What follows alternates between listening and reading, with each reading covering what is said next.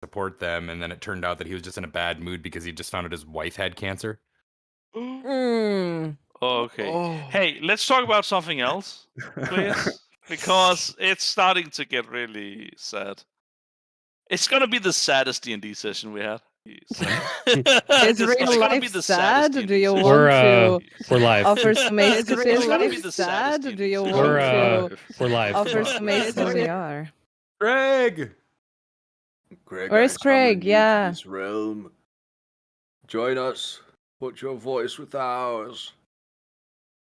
Oh yeah, Craig. I love how you forget. For a moment there, I legitimately was like, "Who are you guys talking to?" And I was like looking at chat, and I'm like, I don't see anyone. There's no Exactly. Craig You haven't here. summoned them. I summon thee, Craig. The most collaborative Now gaslighting recording. ever. That was very well timed. Do what I can. The moment's passed. I should probably take the recording of last session and do something with it. When does it delete itself? Oh God, I don't even know. I think it was 30 days. Let's Don't hope. risk it. I was pretty relaxed about the idea, so I'm thinking we're good. Yeah. Alrighty, so let's see here. What you guys need to share the stream. Do your share stuff. Oh, I'm gonna do it. I'll give you all a moment to do all of your sharing. Sharon. Can I overshare? At the time of my life. We're trying to attract viewers, Glarp. And Oh! Rest in peace. Wow. everything hurts. Now he's not having the time of his life. I am not. That's why I didn't finish the song.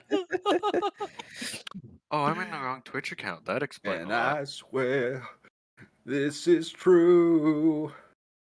And I owe And it I'm all to holding you. you. Ooh.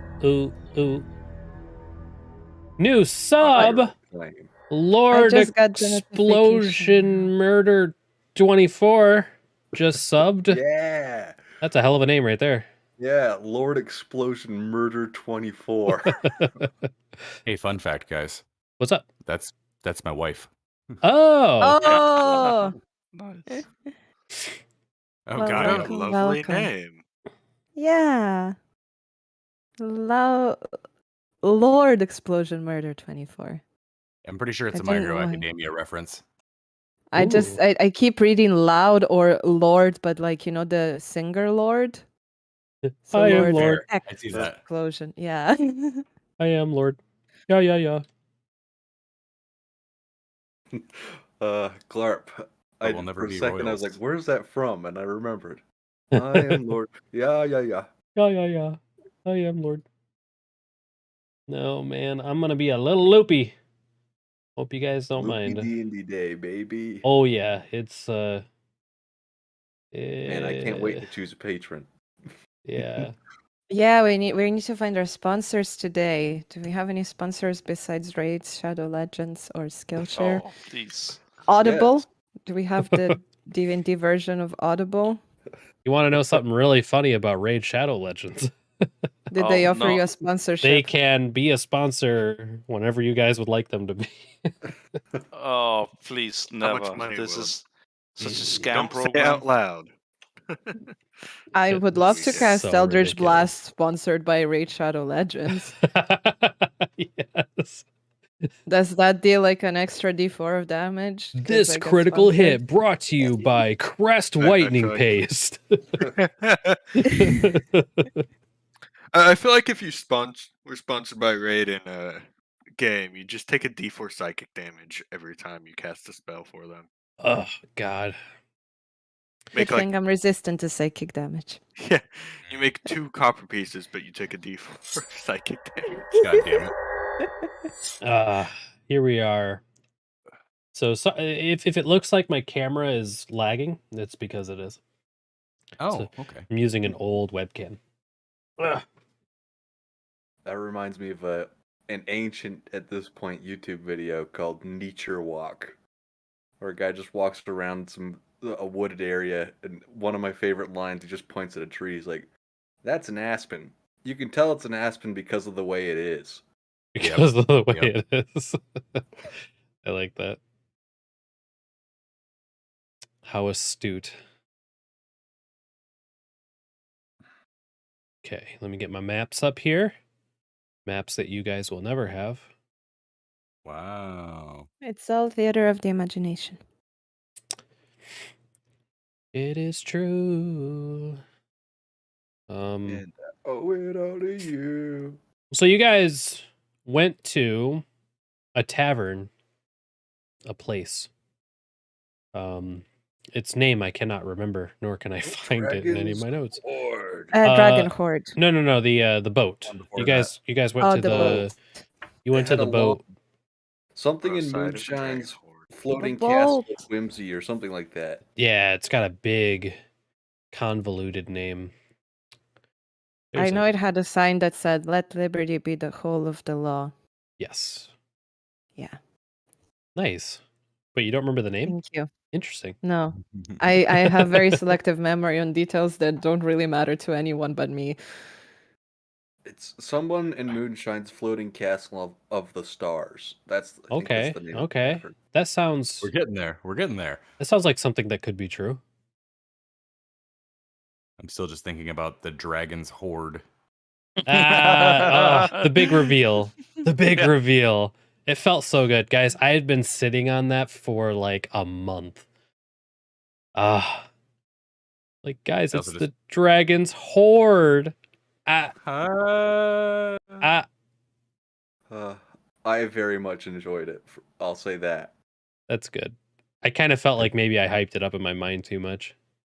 I just want you to know I just got a pop-up notification to spend 8,000 golden feathers on you wouldn't you, or would you? Uh-oh. You wouldn't though, would you? You wouldn't. We all know who you have to aim with that. Starstruck in Moonshine's floating palace of delights is where you guys came from.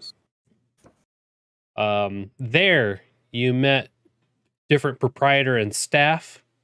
I'm pretty sure you guys met Lupo, Jarell, Manon and Menon. Those are the tiefling fighters in the ring. You guys were also approached by that creepy dude, LaRoche. And there was a few other people there, but you guys didn't bump into him. What you're saying is we go back. Got it. No, what I'm saying is this city has like over 200 citizens, and I have 2 paragraphs on each of them. So, And we decided to ignore the majority of them. no, it's good. Because, of course. It's good. It's good. It's good. It's fine. You guys didn't even need to go in there. Obviously, it didn't have too much of a, it's just a place that you could go. There's a Yeah, lot Yeah, of we those. thought. A lot of those in Well, the city. I didn't. But Yeah, Leonidas and Griggs had some fun time, I've been told. Made a But little money. Name hasn't seen it. Name just decided that he would be the parent of the group and got us all food and drinks. Because we found out that gold is not gold. Well, yeah. It's gold. It's Gold just is not gold. worth It's just- anything. It's just Yeah. nothing. It's like Hey, Bitcoin. It's worth something. 1,000. You need 1,000. It's worth something you got somewhere. 1 copper. Just not here. Copy Very that pretty. twitching target. Letting you know that I saw Thank it. you, twitching target. By the way, we'll need No. it. We already spoke about No. the bag. Guys, Time. let's sell it for some copper. Time to get a No. magic item that will ruin inventory for the rest of the game. Let's do it. No, But no, that no. way we have all the gold to put somewhere, so Griggs doesn't have to carry it around constantly, and he can now Yeah, carry can it copper. just be a bag of money holding? We had Nothing but money. I played a game where we had an assassin that the only thing he did with the bag of holding was throw it over people's heads. Nice. We never used it for any good reason. Just He's like, it's Hello, a vacuum in Marshall. there, right? I'm like, yeah. And he's like, in his head and his screams would therefore be in another dimension. I'm like, yeah. Okay. He paid 3 times the amount that you would pay for a normal bag of holding in that world. So that way the mouth of it could open way bigger than it was supposed to. So he would like choke someone with it, and then when they stopped moving, he would drag it down over the rest of their body and keep them inside of there. Oh gosh. and Man, he kept doing it, and it's like I got used to him doing it. And then like after a while, I was like, man, how many bodies are in there? And he's like 37. So quick. He That was like a quick knew, count. he knew exactly who was in there. He's like, and they're all perfectly preserved because bacteria can't exist in a vacuum. I was like, Jesus Christ, man. You're putting way too much thought in this. He's like, hey, I'm Hey, gonna fight a guys. necromancer one day. Hey guys, just just an idea, no reason, completely unrelated, but I'd like to hold on to the bag of holding. For no other reason. For no at reason all. whatsoever. Hey, Just it's for- fashionable and it would look Yes. great with your mane. For unrelated absolutely. reasons to these unneeded reasons, Malcolm Erie will be staying a solid 30 feet from Leonidas at all times. Nice. You've You're- discovered, you're, you've discovered my butterfly net. You're a little quiet again, Malcolm Erie. To me. I don't know I about the rest of you guys. apologize. I'll move my mic a Uh, little forward, see if that helps. Have you tried raising his volume on Discord? Hey Glenn? Marshall, by the way, Yeah, it's thanks at for popping in. It's at 200%. I'm giving her all she's got, Captain. She don't got no more, Captain. I'm curious. I've asked a couple of people this. What do you guys think? And of course, magic items can differ from individual item to individual item. But what do you guys think a bag of holding looks like generally when you open it up and look inside? Do you see like an empty bag? Do you see the contents? It's Do like- you see another dimension? It's like a woman's purse. You won't find what you need unless someone that is searching for it goes inside and picks it up. And I can say that because I own purses and bags. And good luck like if you that. want to find anything in there and you're not me trying to go and grab something. I assume looking into the bag of holding is like looking into a cave. Like underground. All right. Because Dark portal. because there's no source of light in this other Yeah. dimension. Like I feel like if you put your head in there, or like let's say you put the bag over someone's head and you gave them and they had some way, like they didn't need oxygen to survive, I think they would go blind over like an amount of time, like the same way you would if you were down in a cave for too long, Mm-hmm. or like go insane, because you wouldn't there'd be no way for sound. There'd be nothing for sound to like echo off of. Yeah. We've had so many extensive conversations about the effects of putting a bag of holding over someone's head. They Well, were you they were gotta using when it. you- They were using it as like a waterboarding device. They're like, "Tell us." We're like, "No," and they put the bag of holding back over his head, pull it off a few seconds later. Another Nothic. I was just saying, Twitching Target's really fucking set on those Nothics.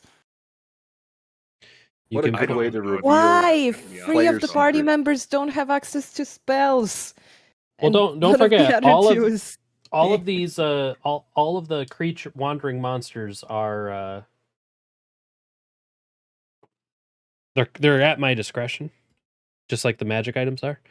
So I appreciate you guys being patient with that. I get that it's not as exciting for it to just happen immediately, but if I did that, you guys probably die pretty quick. Ain't that kind of game. Every we time would somebody, absolutely die. It just means your combats will be more difficult than they were designed to be. Mhm. every time someone redeems one, that should just be the Pokemon random encounter music. Diddle diddle diddle diddle. Yeah. You guys followed the road to the honey bank. The just to make sure that this point is driven home, the sky above the honey bank is a perfectly clear summer's day and seems to ignore the weather that's being produced around the skybox everywhere else in the valley, specifically over the honey bank district. which makes up about 4 city blocks, small city blocks. 10, 20. I'd say there's about 20 buildings per block. There's 4.5 of them. Just try to give you guys an idea, a sense of scale. You guys found the sign pointing to the dragon's hoard. And basically people are just having a like just a really good time. They're standing around laughing, joking. Again, like I said before, all of the men and women of the night are obviously it's middle of the day, but they're being treated very well. Everyone seems very kind of almost over kind to each other, almost like euphorically kind to each other here. And I'll leave it to you guys from there.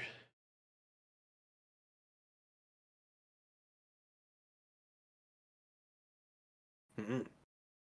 I like it here. It doesn't rain. I like the rain, but not all the time.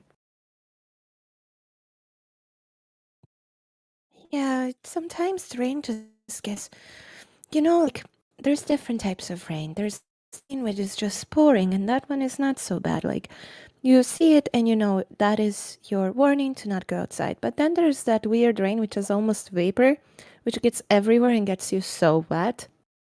That type of rain, yeah, I don't like that one. Yeah. Have you ever experienced acid rain? I can't say I have, fortunately, otherwise I wouldn't be here speaking to you. Have you? Yeah, it sucks. The name doesn't make it sound very fun, I'm gonna be very honest here. It's not like confetti rain or candy rain. No. Yeah, it's bad. Yeah. Say, Griggs, you still got that package? Yep. And I take it out with my right hand. I think we're getting close. Yeah. Are we inside the dragon hoard? Right. Nope, you guys are still out in like the front outside. lawn area. It's a mansion. Okay. It's an absolute mansion. Okay. I will try. Is there a gate?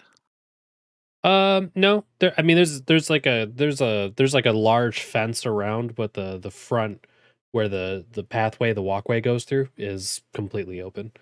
People are kind of coming and going. There's a very obvious main entrance. Okay. I'll be like, let's get this on. I need to deliver this. It is my mission. Okay. I'm sure you will do amazing. It's my mission to assist you. Yeah, it's but my the mission reward to is mine. be there and just provide company. I think when you say the reward is yours, Malcolm Erie frowns, but then he remembers that you've just earlier today given him money on multiple occasions, and then he stops frowning. And I head inside. I look at Radish and I look at Leonidas and name, and then I make a head nod to come on, follow, and then I start heading inside. I'll follow in. I will as well. Anyone not following? No, but I do a wee clap before we go in. You what? I do a wee clap before we go. Excited clap. Oh, gotcha. So when you guys get inside, the brothel is extravagant, well lit, bustling with energy. Laughter can be heard from all over. The doorway that you guys pass through is about 15 foot tall by almost 20 foot wide. Gigantic double doors. Every single inch of this place is gilded with gold. Every cloth surface, throw pillow, and curtain seems to be made of very fine silk. It's just a really, really upscale place. Even though there's a reception desk, kind of stationed right there by the front of the building, it's off to the side, so it's not imposing. It's not stopping anyone from just walking in. And it seems to be there more of like a information desk than like a checking people, see who's allowed in or not allowed in. The reception desk is made of fine purple heart and meticulously hand sanded to show protrusions of an artistically tasteful and lewd nature. No more are you through the door before a few incubi just kind of like pop up, um, almost at the ready. They bow deeply. They greet you with toothy smiles and ask you kindly if you would please disarm yourselves and extend their hands. I start looking at my hands. Well, you seem very trustworthy, so here you go. There's all my weapons. And I give, what do I have with me? Like a dagger, a crossbow, some of the arrows, and one. Do I have a dagger? And 2 daggers. There we go. 2 daggers, a crossbow, a short bow. Just like And then keep going, and then I start giving them as well, like some of the other stuff. I could give them my do I still have the brass bell and the brass mirror? Because I have them in my inventory. I don't know if they yeah, you saw them. Yeah, I'll give them that as well. I'll give the book. I'll give the Oh god. little bag of sand I've been holding. I'll give the small knife. There you go. The incubi with his outstretched arm starts like fumbling with the stuff, like, oh, okay. All right. Oh god, there's more? Meanwhile, all this is happening. Grix is standing, pulling on his arms, and then he's pulling on his other arm, and then he's pulling on the other arm, and he's being really frustrated. One of the incubi lets out almost a shrieky laugh. He thinks you're making a joke. He's not. Yeah. Walk up to Griggs. No, your weapons. They want your weapons. Oh. Okay. I was also very confused. Don't worry. Then I saw her put her weapon. Right. Yeah, that makes sense. I'll hand my mason dagger. Is my shield okay to keep? That's fine. Yeah. Okay. Leonidas is also going to go up and start tugging at his arms, but this time he's not joking either. Because he's unarmed. No, yeah. he'll hand over 4 javelins, 2 hand axes, and a halberd. So you guys, you notice that one of the tieflings, after seeing you guys are armed to the teeth, they seem to be like anticipating like a knife or something, like a small self-defense item or some such.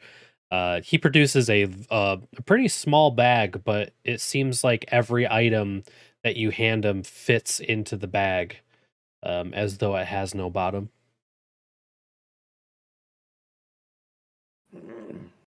Wow. That's a very nice bag. Malcolmiri is going to skitter across to this incubus. He's going to kneel down on one knee and present this crossbow. And he says, For you, I apologize.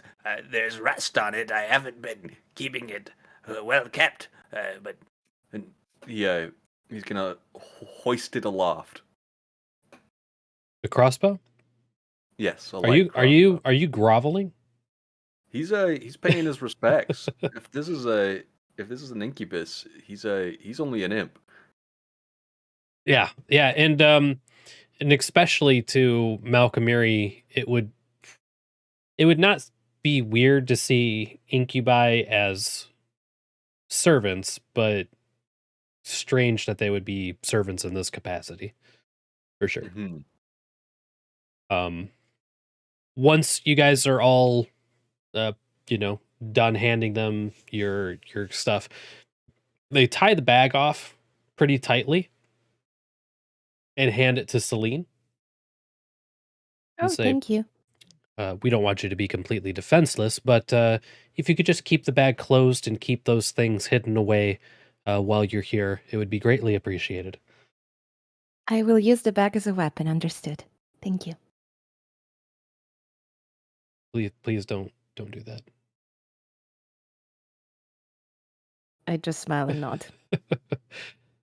You can add the bag of holding to your inventory.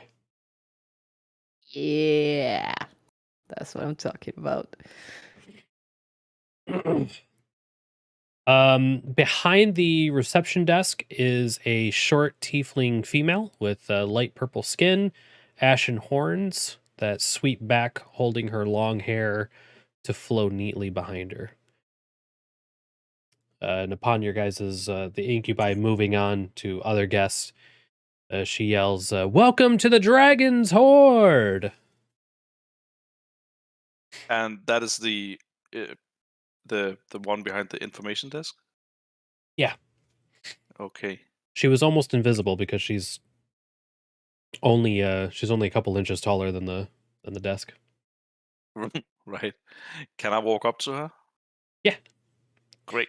She smiles at you and says, "Will you be needing a menu of courtesans, or are you here for dinner?" I'm here to deliver a package. Oh, to who? I look back at name, and I'm just like, Varu. Varu. Name will kind of mouth the words Vara. Oh, Madame Varu.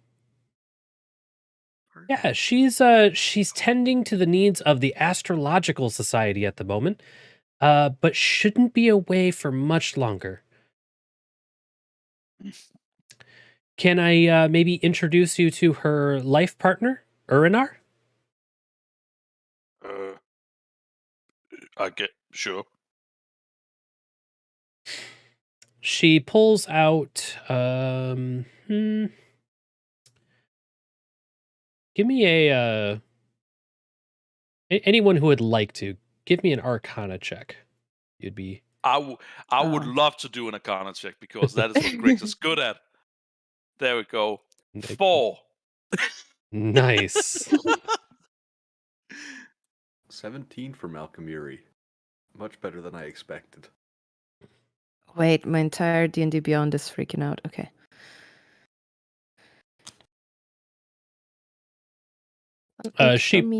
She produces a stone with a different configuration of runes on it.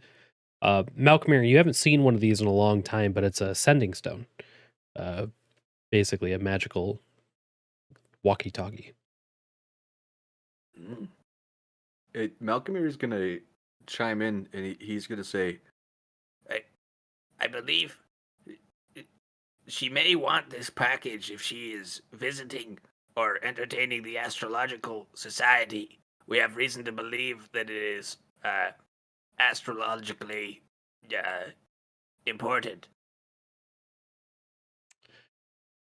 Well, the best we could do is just let her know when she gets here, I think. All right. You can tell her it's a package from Heinefel. She holds the stone up to the side of her head, and she seems to be thinking very intensely for a moment. And then she starts nodding her head. She goes, Urinar will be with you momentarily. He's coming down from upstairs. He's currently entertaining some other guests.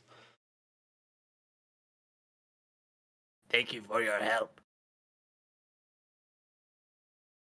After about 5 minutes pass of you guys just kind of sitting near the front desk, you guys see, it's just there's this giant walkway in this large lobby, and this walkway has 2 tiers to it, with people just kind of walking around. And this big lobby has just this really fantastic smell of hams and meats and grilled vegetables and that sort of thing, kind of wafting from the right hand side when you guys are facing inward. And from the left hand side, it's a little bit louder. Every now and then you hear like an outburst of cheering or an outburst of like, oh, or maybe next time. And it becomes obvious after a few minutes that it's a functioning casino on the left hand side. There's no real performance stages or anything like that in here. This room just feels like it was designed to be a very relaxing reception kind of lobby. From the direction of the casino, a very large, about 8 foot tall, pretty well built, pretty athletically built tiefling, or excuse me, incubus with wings comes kind of strutting out of the casino direction. Big smile on his face, and he kind of scans the room. You guys do stick out a little bit. Leonidas, you're the only Leonin that, you guys haven't seen another one. Name, you're the only Furbolg. Furbolg? Is that how you say it? I think Furbolg. Furbolg. Yeah, it's Furbolg. And Griggs, you haven't seen another half orc either, so you guys do stick out pretty good. And he opens up his arms really wide and his wings kind of twitch, almost like they were about to open. And he goes, my friends, welcome to the Dragon's Hoard. Malcomir's going to do a grandiose bow. Thank you.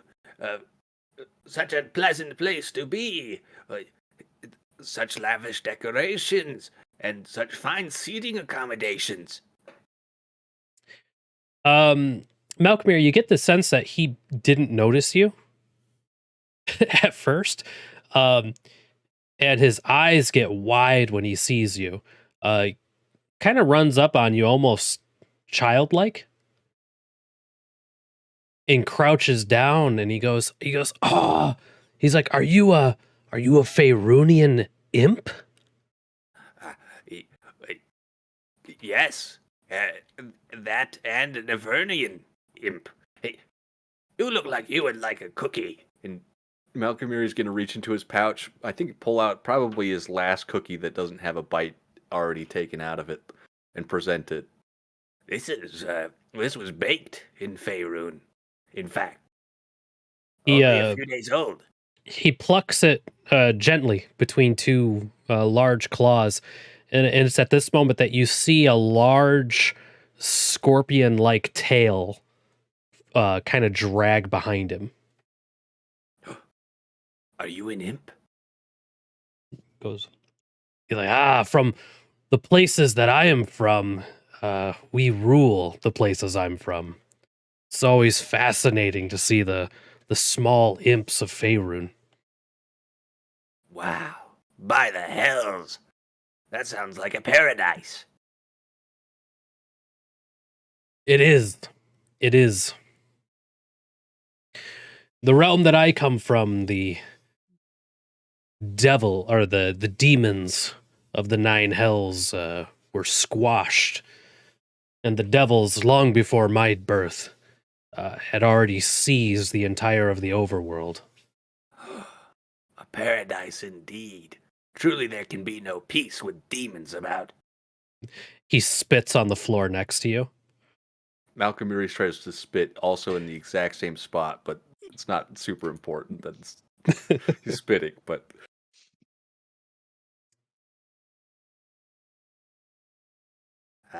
Well, it's good to see another imp here, and especially one with so refined.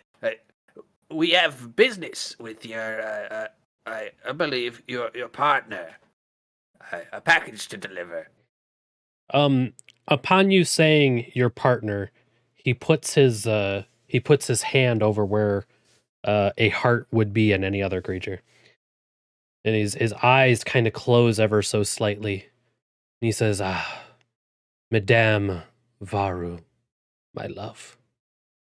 Oh, feels like an eternity that she has been away from me. How long has it really been? This morning. Sounds like a swell woman. The most magnificent, the most beautiful, the most fair. The most tender, the most strong. He kind of like almost twirls while he's speaking of her. And some of the other incubi and some of the other tiefling in the room kind of like can't roll their eyes in the back of their head hard enough. This devil seems completely infatuated. I think Malkamiri is getting uncomfortable by this, and he's yes. I look forward to meeting. These. And he motions towards the others. These are my companions. They have come with me. You guys are from Faerun, right? Guys? I just nod, like, yeah. Grix is just a little confused what Faerun is. Yeah, so is his name. Nice. Yeah. Because basically, he knows forests really well. He just don't know what they are named. And if one is connected to the other, or does it matter? Yeah.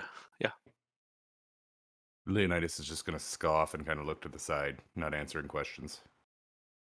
When that happens, Malkamiri's going to flap up and whisper in this guy's ear. That's Leonidas. He's a large cat, but they're called a Leonin. He's very, very proud. Very interesting. This is Celine. He's going to point to Celine. She's very nice. She works well with others. This is Griggs. And Griggs scratches himself under the arm right now. He is brave as well as strong. And this is Name. Name is an excellent host to Spice Slice. Have you had Spice Slice in a while? Never had. Well, you'll have to try some. On top of that, he's always willing to put his best foot forward. He's great. Very likable. He bows deeply with both arms outstretched. Says, I am Urinar, and it is my greatest pleasure to meet you all.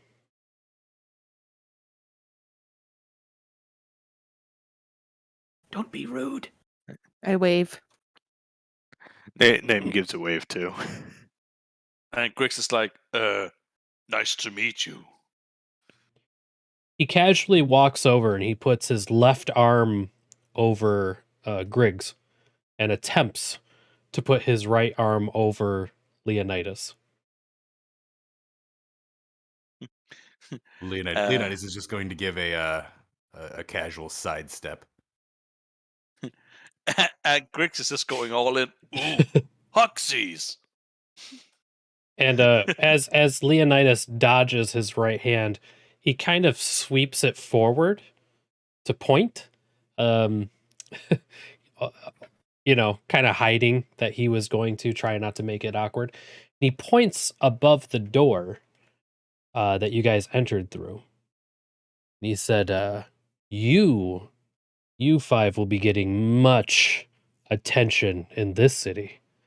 You guys notice that there is there's like a large softball-sized gemstone inset. It kind of seems like this the artwork of the door frame has been built into the wall. And this gem is glowing kind of a pretty bright white color. Now the room is well lit, so it doesn't really drown out any of the other lights in the room. But it is glowing pretty bright white.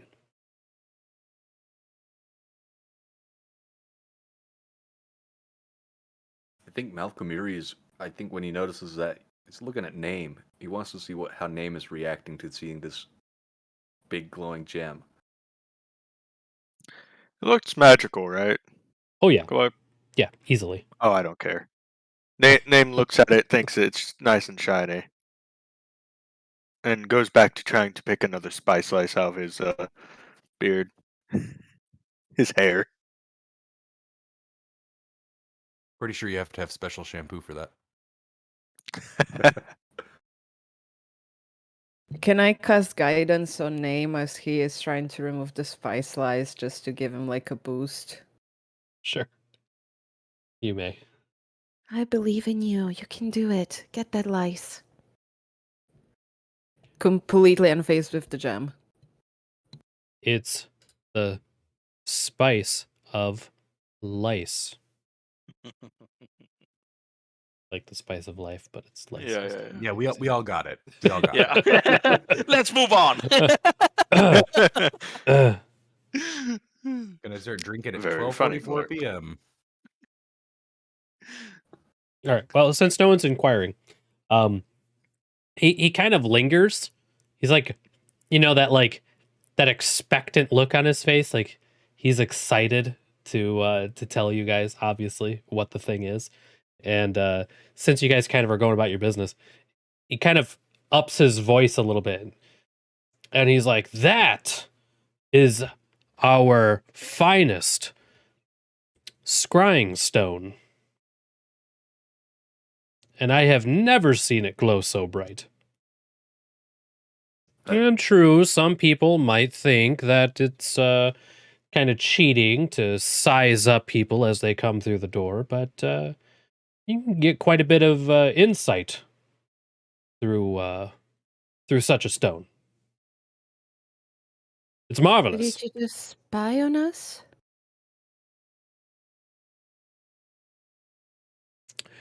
Well, not necessarily. It measures one's value.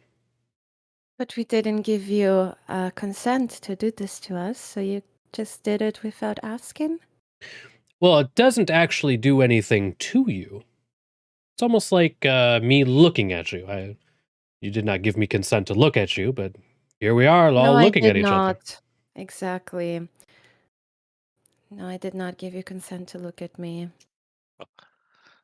Malcolm Erie turns like a shade of pink. He's frightened that his companions are gonna make him look bad in front of Orinar. And wow, what a massive and mighty stone. What can you do with it? You saw our value. How is that determined? Oh, it measures many things. He kind of perks up when you ask. It the longevity of your life, the deeds that maybe you will accomplish, so many things. The brighter it is, the more of a full life you will live. And it grew very bright when you all came through the door. Malcolm Erie's gonna nod and he's gonna look at his companions. Yes, we must be destined for great things. We are high bloods, as you're aware, and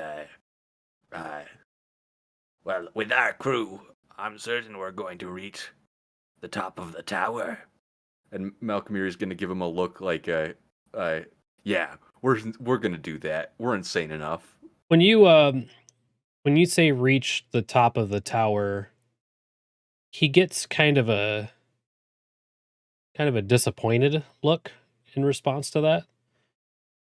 And any of the incubi who are standing around kind of get like one of these on their face. It's like, and they kind of wander away. The lady behind the desk starts looking way more busy than she is. Oh, I am. Oh, Malcolm Erie, I think you said the wrong thing. Yeah, I've struck a nerve. But It's okay. you know, Just retcon it. Just retcon it. It will be fine. You know, Pertia, this island, this city is wonderful. I don't see any reason to rush off to get to the top of the tower. Hmm. The that kind of glow, this kind of like bigger, larger than life glow that he's had is sufficiently extinguished. And he says, "Well, keep yourselves entertained. Keep yourselves at home. Help yourself to any food from the banquet. Tell them that Urinar sent you and some such, and I will. I'll contact. I'll contact Varu and I'll let her know to make haste to be here." He kind of just wanders back the way he came originally. Most pleasurable meeting you. Hi. You as well. All of you. You as well. Mm-hmm. What was his name? Orinar. Orinar. That's a fancy name. Yeah. Excuse me one moment. Orinar. Malcolm is gonna slink over to the reception desk, and he's gonna say, What was that? What did I say? What was wrong? What did I say wrong? Why does it? Is he got his own team going to the tower? Is it? Am I? She leans over with like a cupped hand and she goes, yeah, they're his whole family came through the portal. And the rest of them left to go through the tower and they never came back. Oh. It's just touchy. A lot of she kind of thinks hard and she's like, I think the last thing his dad said to him was that he was a coward. Yeah. That's no good.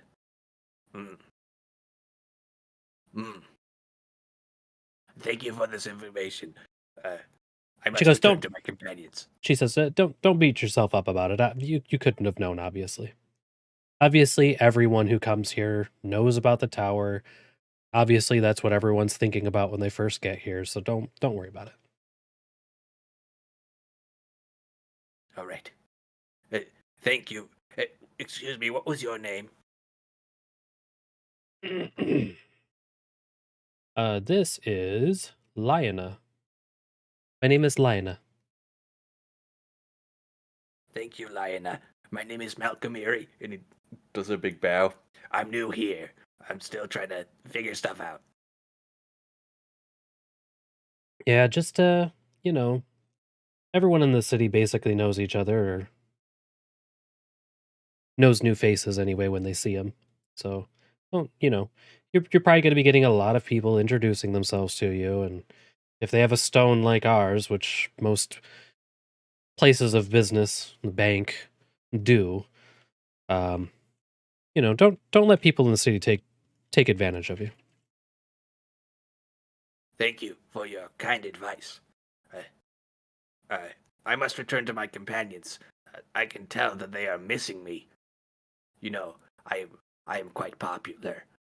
And Malcolm is going to start slinking back towards the group to get on Celine's shoulder.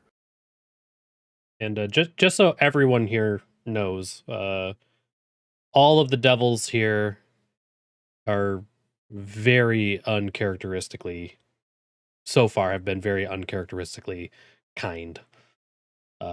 Obviously, Malcolm, this is something you would notice right away. Something's off about this place, friends. What do you mean, besides the whole being, not a real place thing? Everyone's too nice. They Yeah, that's definitely nice. a cause of concern if everyone is too nice. Yeah, they're planning something. They gotta be. Hey, if I start falling in love with someone, don't trust it. Shake me out of it, okay? Well, I don't really know how that would look like, but I can promise I'll try my best. Okay. All right, thank you. The least I can do. You guys, I'm sorry. I didn't mean to make you feel awkward or put you on the spot. But thanks for coming here with me. And I guess we'll wait and see this woman. By the way, the reason that everyone got upset when I said that is Orinar's family tried to reach the top of the tower and he hasn't seen them since. And they said some pretty mean stuff to him before they went. I guess, the pursuit of whatever treasure there is on the top will do that to you. Feel bad for him, though. Yeah, it's too bad. Yeah. Maybe we'll meet them. Yeah, maybe. Mm-hmm. Griggs doesn't really fathom the concept that they might have died. They just gone to the tower. So, yeah. Oh, yeah, Celine didn't mean that as well. She completely thought that they were just going for the treasure. I need everyone to make a wisdom save. Oh, thank God, I have advantage on that. 24. I rolled a solid 10. 18. Also 10 for Malcolmiri. Wow, name killing it. DC 10, so you guys are... Holy shit, name. Nice. I got an 18. I really love that Malcolmiri rolled a 5 and got a 10, and I rolled a 12 and got a 10. Leonidas, did you roll? I think he's not feeling Radish well. is just away at the He's moment. not feeling well, so he's AFK. Oh, gotcha. I shall roll for him. It feels good too because it's a button click. I don't feel weird about it. Normally I would. And he passed. So there is a sensation, a very, very emotion-driven sensation that kind of hits everyone all at the same time, and it's of just a gleeful, happy, positive, almost charitable feeling that kind of wafts over you. You all succeeded your save, so it doesn't take hold of you in any meaningful way. But you guys just felt this, this rush, this emotional rush of near euphoria for a moment. As a humanoid with almost reptilian features, kind of draconian in nature with bare feet, clawed hands, light gray skin with diamond-like iridescent scales and patches around joints, the eyes and the neck, with short black hair and a long tail, comes through the door behind, well, the door you guys came through.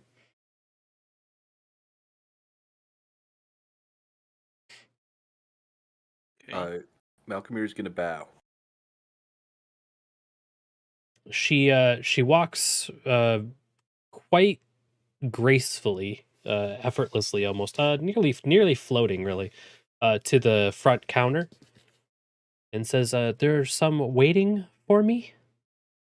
The tiefling behind the counter just points at you. She looks at you. She has this almost daydreamy look in her eyes, like she's having a hard time noticing like anything. And she sees you and goes, "Hello. I hope I have not kept you waiting long." And she bows deeply. Says, "I am Varu, Madam Varu of the Dragon's Horde."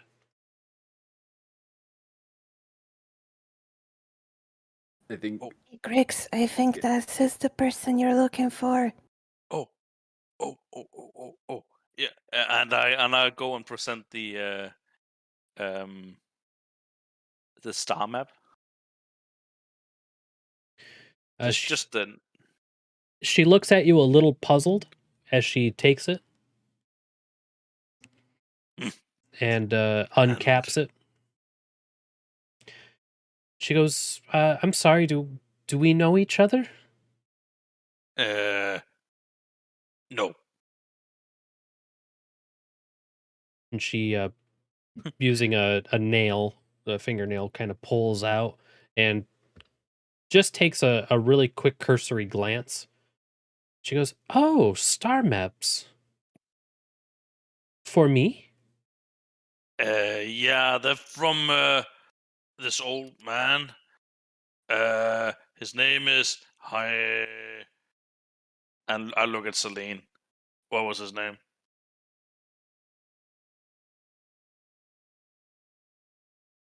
Malcolm is going to whisper to Yeah. Celine. Heineful. Handful. You know him. It's Handful. Oh, his name was Handful. And she goes, "Oh, Heineful," and she like kind of hugs the star maps. She goes, "Ah, what a senile old man."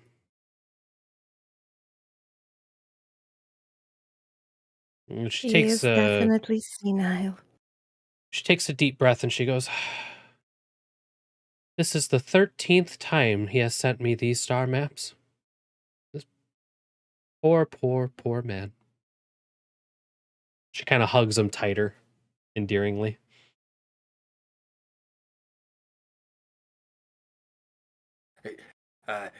It sounds like you could.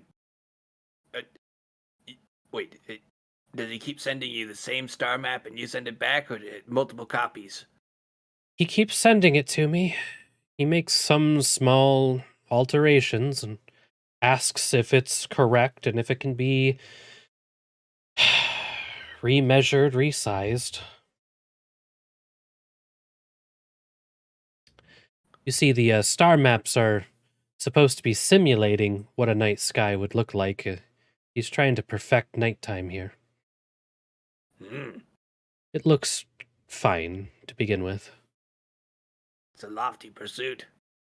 It's, stars are difficult. What they do, it's easy to do this. Well, in Bator and Avernus, sky is you don't see stars. You just smoke. You probably know this, right? It's just smoke and blasts of fire.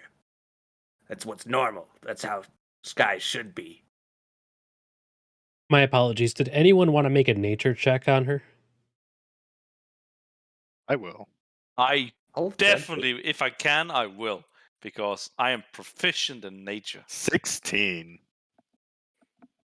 10. 7 for Malcolm. Oh, I would roll as well. I'm proficient, so I will make the roll. If any of you are, 7. in like trying to figure out what she is.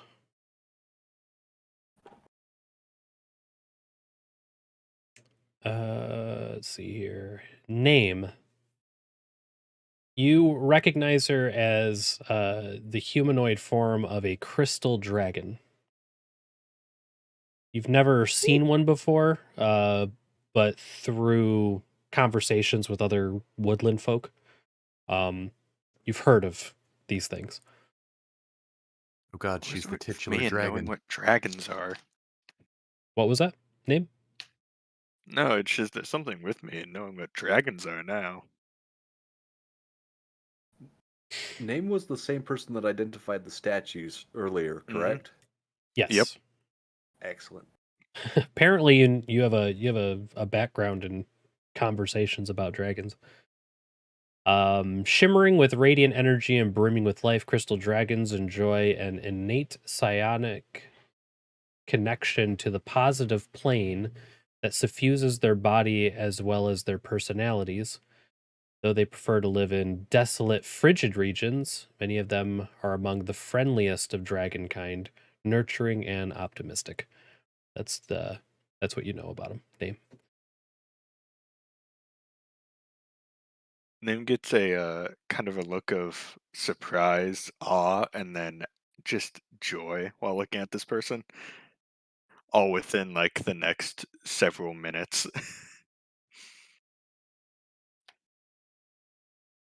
This comes from Fizzband's Treasury of Dragons, not a sponsor. If anyone was wondering, it's an amazing source book. Absolutely amazing. That's the new one, isn't it? Yeah, Absolutely it's so is good. Great. I think Malkamir is gonna crawl up on Celine's shoulder and he's gonna do the sign to speak mentally to her as nonchalantly as possible. What is it? Did you feel that when she came in? Yeah, Yeah, the it was a wave. very weird feeling. That's kind of I don't know. I'm just running on instinct, but that's kind of what I was talking about when if I fall in love. I don't feel like I love her, but I don't like how nice she seems. It's fake nice, not real nice. Well, we've only seen her for about 30 seconds to a minute, so it's a bit too early to draw a judgment. I don't know. That's what I do. They used a gem to appraise us. I'm using this first few moments. I don't like her. That I is don't trust fair. it. I don't like her. I'm gonna let you guys do the talking. I'm just. It's okay, I don't really know what to say anyway. She's very intimidating.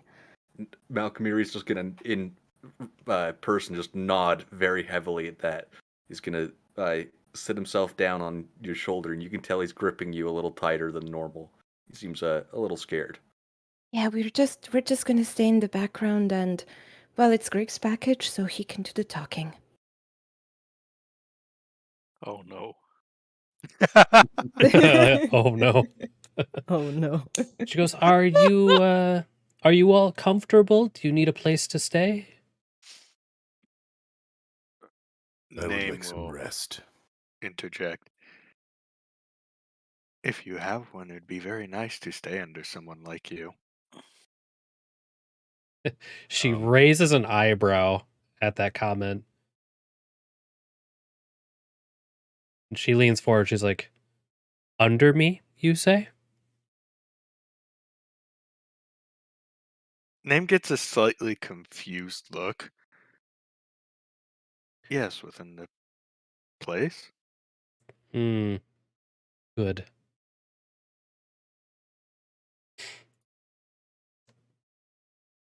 There was a bit of wrath kind of bellowing up in her. It was not a mischievous look. It was a wrathful look. It went away, though.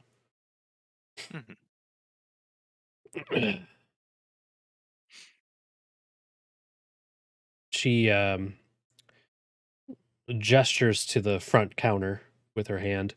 She goes, any room, any food, anything you need. And she kind of just walks past you guys.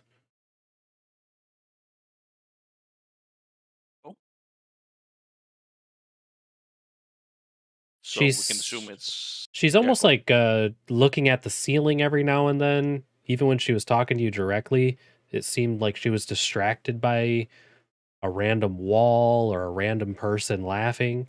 Just very aloof.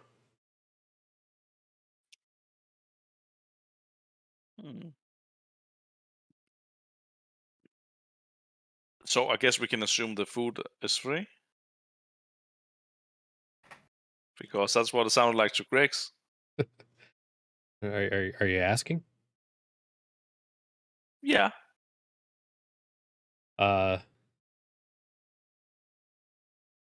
Actually, yeah, I did it out of character, but yeah, let's just make it a question. The receptionist, she shrugs and she goes, "That's how it sounded to me. Guess help yourself." Griggs helps himself. But we just ate. More. Haven't you heard of second breakfast? Yeah, you beat me to it. Nice. Those crab legs were Nice. so big. That was first breakfast. I'm full, That's and I like gave a half of mine full to day LaRoche. meal.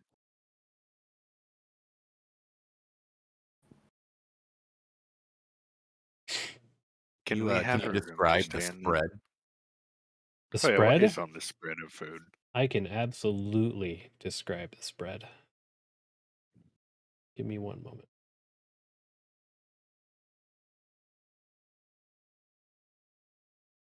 Honeyed ham, Do, do, honey do, nut do, do, treats, do, do, do, do. honey. We're in the honey district. Everything's honey. Lots of mead. Definitely lots of mead.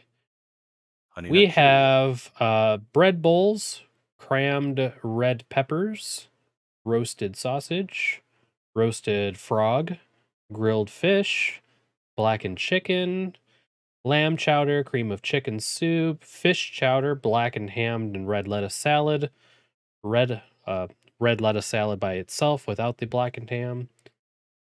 Got some form of deep fried onion ring looking thing, cheese platters, packed baby artichokes, with a assortment of vodkas, gins, brandies, whiskeys, hard ciders, a few different lagers and ales, Chardonnay. Yeah. I mean, that all sounds great. We both know that Leonidas is just gonna stuff a handful of fucking frogs in his mouth. Yeah, Chris is gonna take a plate and fill it with like roasted sausage, grilled fish, frog, deep fried onion rings, and then have some hard cider on the side. Yeah, it's a feast. Yeah. Then we'll grab just the red salad and an ungodly amount of cheese to go on top of it. I'll have some sausages. Malcolmiri's not touching any of it. So, everybody who grabbed food, roll me a wisdom save. Yeah. I'm so great at those. Let's see. Oh, Wisdom good save. news. I got a 2. So that's an 8 total. Not 20. Nice. I advantage on wisdom saves. Me too. It's so good to have advantage on those. No. I was talking just about you. Yeah, I do have advantage on wisdom saving throws. Leonidas rolled an 8. Anyone below a 10, you start missing bits of time. Someone will be talking towards you, and you won't remember the beginning of the conversation or where it was going, or how you would participate in the conversation. It's not really alarming, but you're getting a bit too euphoric to concentrate on what's happening around you. So you're saying that Griggs feel like normal? Yeah. Yeah. Nothing has changed. Griggs is extra distracted by the nothing. Okay.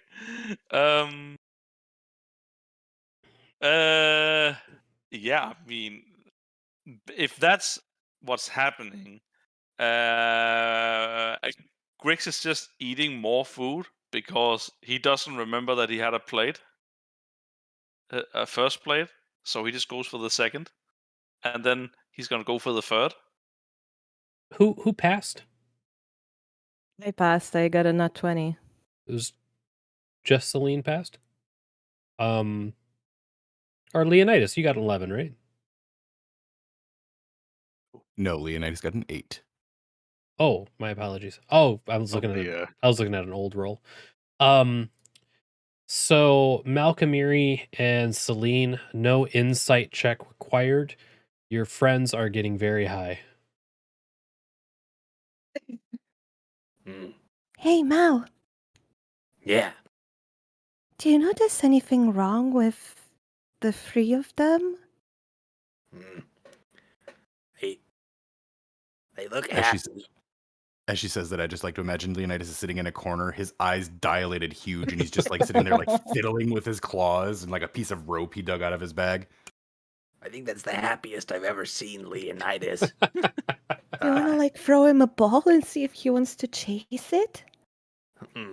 That sounds like. You know what? Yeah, I bet he'd like. And Malkamiri like shows his claws. He needs some scritches. I think he really wants to play. All right. I'll give him scritches and ride on his back, and you can dangle a string or. Oh, something. no. He will absolutely pounce me if I do that. I just want to throw a ball and see if he follows it. Or, like, do we have a light source? We can maybe point it at the wall and see if he follows it. I just want to be very clear here that I will be rolling for athletics or acrobatics to see if I can catch the red dot. Dear But you won't diary, roll a will save. despite my greatest efforts, the dot has eluded me once more. Just... I think Malkamiri is going to very slowly, and especially if he can do it while Leonidas is face the other way, make his way towards him. He doesn't want to become something to charge at, but he's going to try to get up on Leonidas and reach his little claws into his mane and just start scratching behind his ears. Yeah, Leonidas is like completely catnipped out, and you just hear. Good cat. Good cat.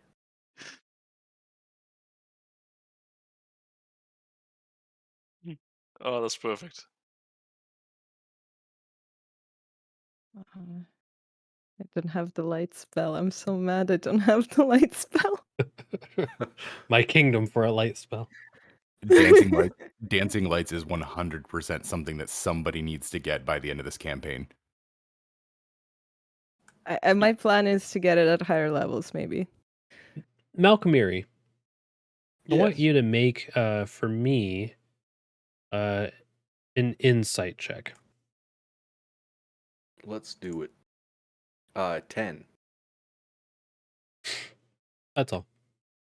Okay.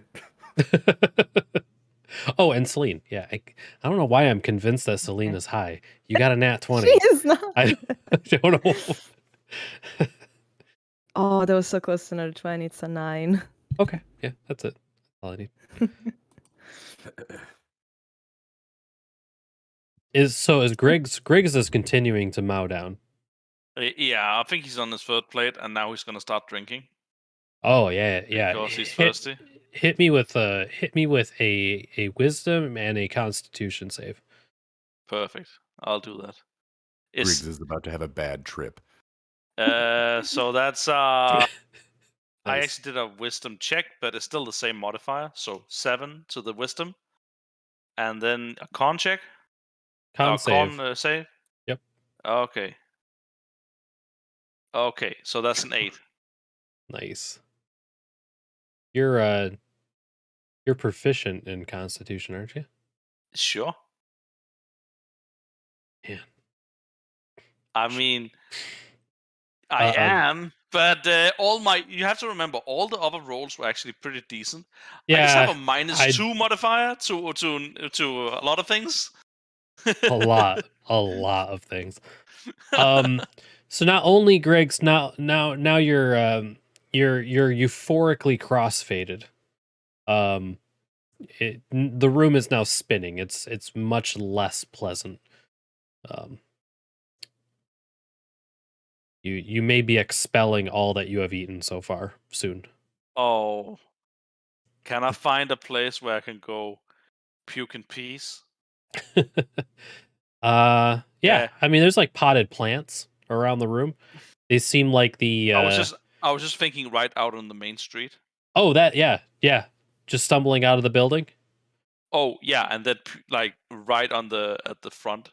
I mean, I would assume. Here's my assumption that I wouldn't make it that far.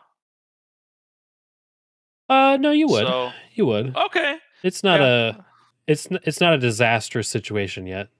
Okay. You just know it's coming. You know when you get that thought where you're like, "Oh yeah, it's coming." It's coming. And then he's just hurrying out of there because I think that would be the natural instinct. Yeah, and you guys all see Griggs kind of cup a hand over his mouth and start stumbling for the front door. This is all over the course of about an hour. Yeah, I really don't know why or how they got this way. Mentally to Mal. Yeah. I don't trust this place. I think we Is should it go find something out. in the air? Like, how'd they get so weird? I think I'd feel a lot more comfortable if we go to where they make soul coins.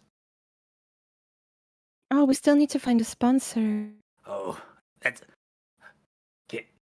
Is it rude to insist on leaving? I really want to Oh, go to that absolutely temple. not.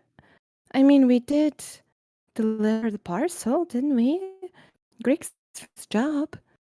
Yeah. There's nothing stopping us from saying thank you, but we must go somewhere else. All right. Yeah, I agree. Malcolm is gonna clap and he's gonna say, All right, guys. It's time to go.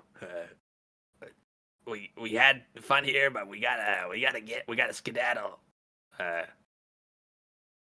He's gonna look at Celine. I don't think we should leave them here. Oh, we were not gonna leave them. Come on. Oh yeah. Never would. No. Yeah. Of course. We wouldn't have a chance, and we wouldn't stand a chance in a fight if we didn't have the muscle with us. Yeah. I guess we that's need true. them. That's true. So, let me try something. Can I go and ask for a big glass of iced water? Yes. Yeah, Okay. They produce it very quickly. So I take the glass. I look at Mal. I look at the glass again. I look at Leonidas. I look at the glass again. Leonidas is still just parked over in the same corner, staring down at his paws. They're so big and so strong. What is happening? I shrug my shoulders and I dump the entire glass on Leonidas. Leonidas just instantly snaps out of it and is in fight mode. He's not happy. He's a combination of kind of looming over Celine while at the same time obsessively grooming yet again for probably the 5th time during this campaign. So how are you feeling now? Still want to play with the lights? Still. It snaps you out of it. Well, I was having a great time. Debatable. You didn't see yourself from the outside, but we had a delectable time watching you.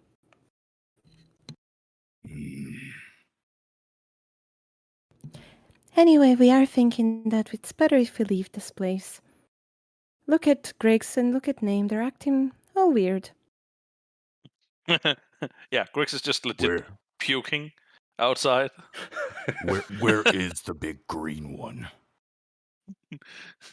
And maybe maybe I don't know. I hear have it. not been paying attention. And then you can just hear the grrrr from outside. How's Name doing? What's Name up to? I was gonna see if I can find a room, and Name was just gonna go into a room and don't know what he'd be doing in there, but probably falling Just wandering, asleep. just wandering around. He'd be walking in circles within the room. Dreaming about crystals. Yeah, crystals and shiny rocks. He found a notepad and started drawing crystals on it. Yeah, hit me with the hearts. Hit me with the D4 Name. The D4. Yep. Exciting. Oh, that's a 1. Nice. Wonderful. You have also wandered outside. You are laying on one of the reclining benches out on the porch. Oh. just kind of curled up and just started falling asleep on random outdoor furniture.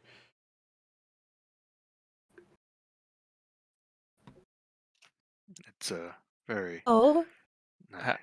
Glop, have you? Leonidas, as you can Oh. see, they're both gone, so acting weird. So we need to find them. I have no idea where either of them could be. Name, you're convinced that you're in a room. Like you entered a room and laid on a bed, but you're just high on deck furniture. It's a very comfortable bed. How's I Griggs like doing how right now? sturdy it is. Griggs is now emptying 3 helpings of a buffet onto the lawn. Okay, so he's making a pizza. Oh yeah, He's making room for more. exactly. Banyan, what is pizza like where you're from? Well, it's just when you puke, it comes out in a multicolored pizza. I don't like it. Yeah. I don't like That it. is an experience that is definitely not universal. I feel like I feel like the analogy I would have went with was like a gumbo or a stew, a pizza. I hate all of it. I need Griggs and Name to do me another wisdom save. Hey, I got a 13. I got a 22. Nice. So, Griggs, you're still quite you still have a lot of alcohol in your system, but the effects, the euphoric effects, it's like a light switch. It's not like coming down off of a high. It's just you are no longer euphoric. Same thing with you, Name. You're rubbing your face on this lawn furniture and you're like, then instantly you snap out of it.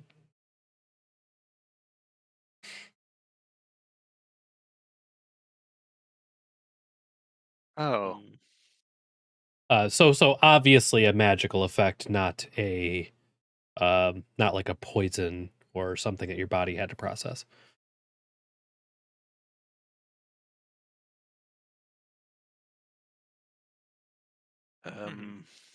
Can I go back and grab my weapons?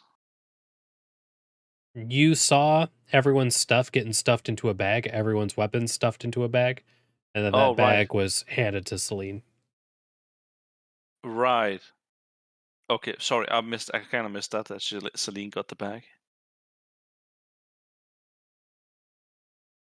Okay, I would have understood that in character though.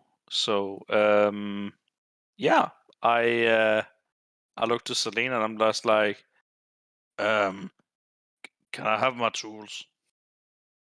I'm still inside, so do you make your way back to see me talking to I'm Wet making my way Leonidas? I'm making my way inside, and I'm how just do you like, look?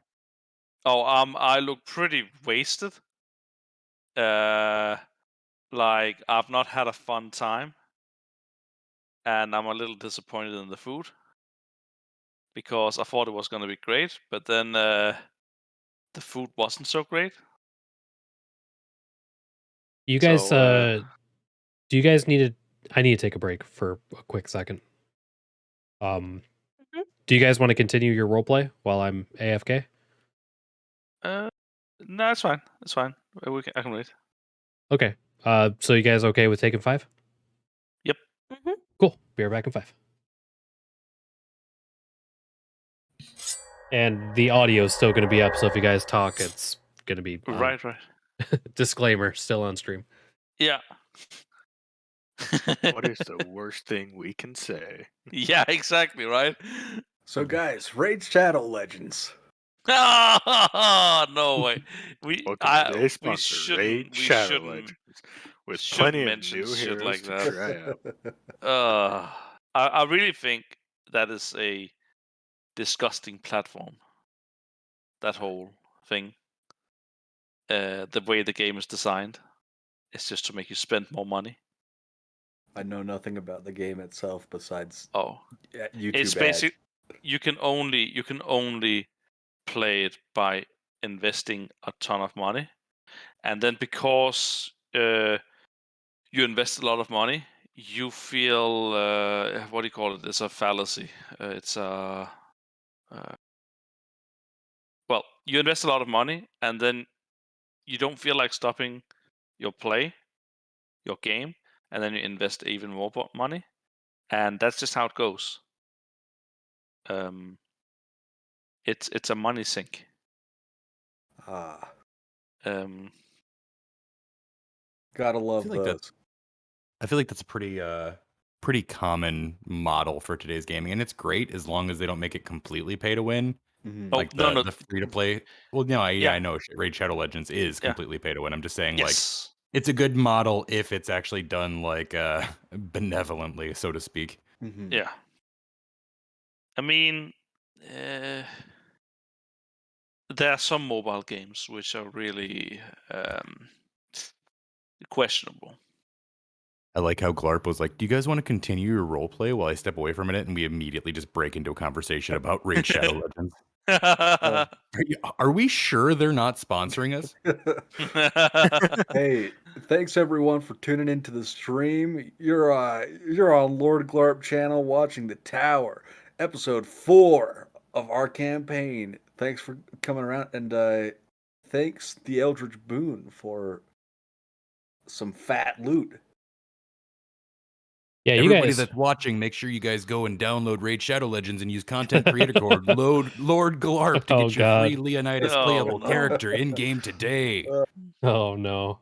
Also, everybody, make sure you save up those 8,000 channel points to go ahead and just outright kill one of us during a combat. Make sure to time it well so we're guaranteed to die. Make sure you Wait hold until a someone's grudge. off on their own. Wait until we are at melee range with somebody who has multi-attack.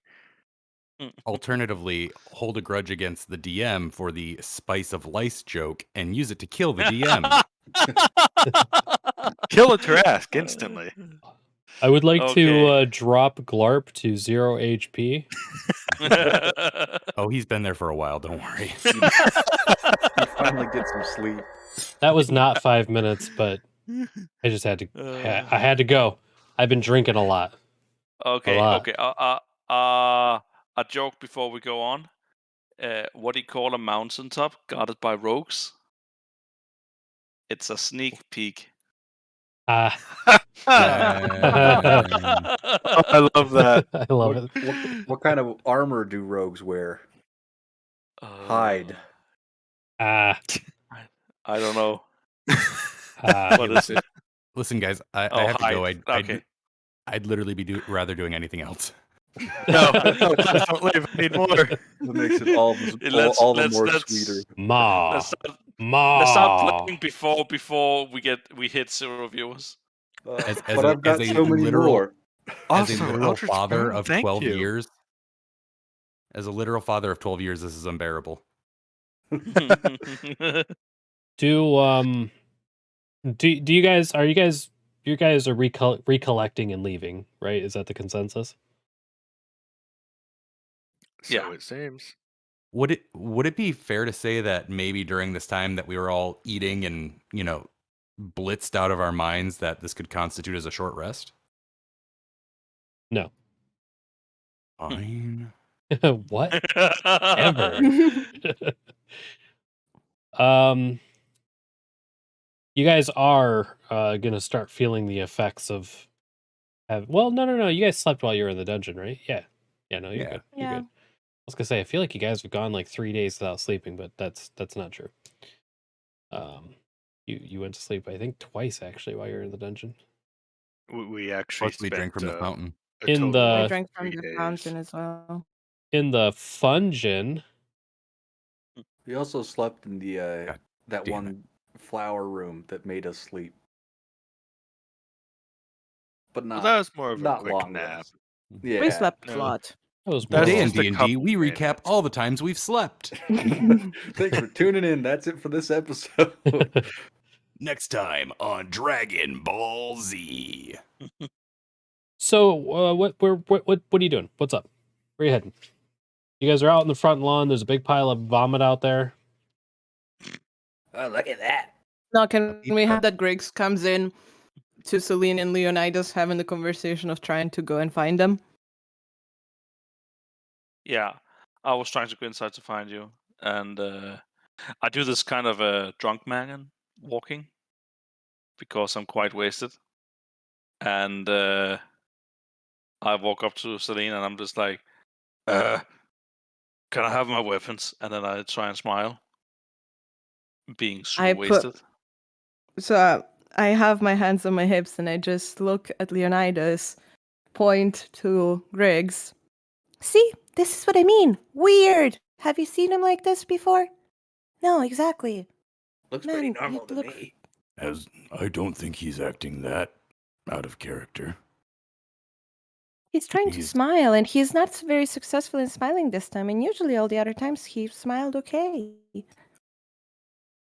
So you're saying he's acting like a big dumb oaf? I'll leave it up to your judgment. Let's go. We're still missing name. Maybe he found this precious stone and he just fell off trying to find it. So the rest of us are all out on the front lawn, more or less. Name is still tripping balls somewhere. Why don't we Name just was, rally? outside on a park bench or something. Oh, okay, yeah, right. Well, I guess let's just look for name. Can we investigate? Yeah, I mean, if you guys get outside, Name's awkwardly putting the furniture back where it was. Okay. Good.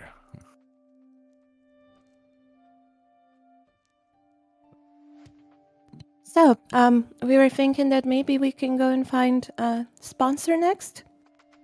Yeah.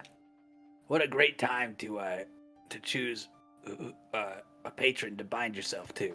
Malcolmiri says as he looks at Griggs stumbling around. Yeah, let's do it. Griggs just thumbs up back to Malcolm Miriam, and he's just like, "What's a sponsor?" Someone who pays you to do what you do normally. Oh, that's amazing. It's pretty great.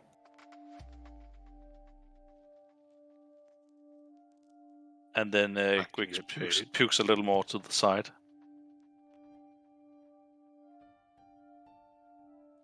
Just a little bit. And then he moves on. Well, I'm gonna Temple of the Nine walk then? over to walk over to Griggs, give him a pat on the back, and say, "Here, hold this. It'll make you feel better. You just handed a piece of clear crystal quartz. Clear crystal what? Quartz. Quartz? Oh, just for holding it? Yeah, just for holding it.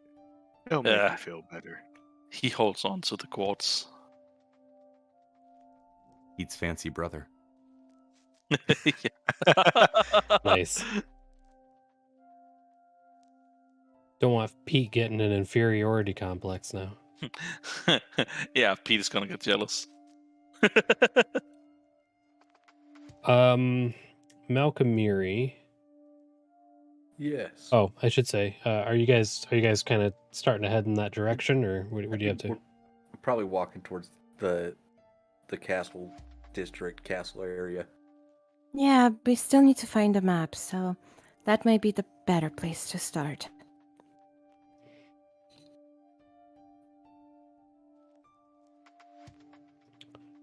I can't find a picture. There it is. Malcolmiri, you see one of these walk up, and I'm going to bully. There we go. I don't know if you know what that is.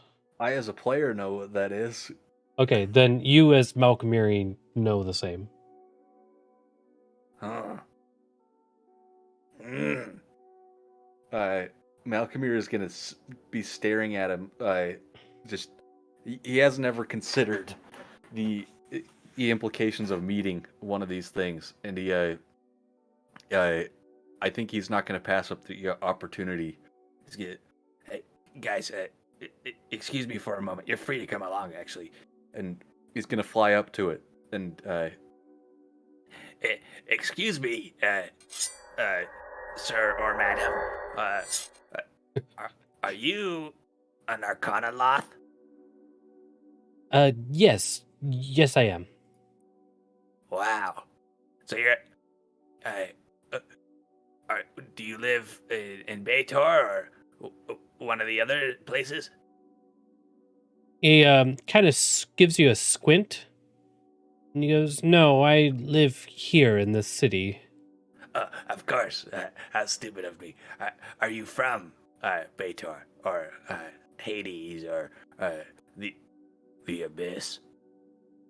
He goes, "No, I'm from here." Like you? What do you mean you're from here? Well, unfortunately, I am a lowblood. Wow. Huh. Wow. Huh. Now that's something. He straightens his glasses and gives you a bit of a squint, looks you up and down. He goes, "The name is Arcanaloth." Your name is Arcanaloth. Yes. My name is Malkamiri. Have you seen a wizard passing through here by the name of Damakos? No. No such wizard. Not to my knowledge. And I'm sorry to bother you with all these questions. You don't even know me. My name is Malkamiri. I may have already said that. It's a pleasure to meet you. I have a lot of respect for your people. Fiends and wizards. Wow. Now that is quite the combo.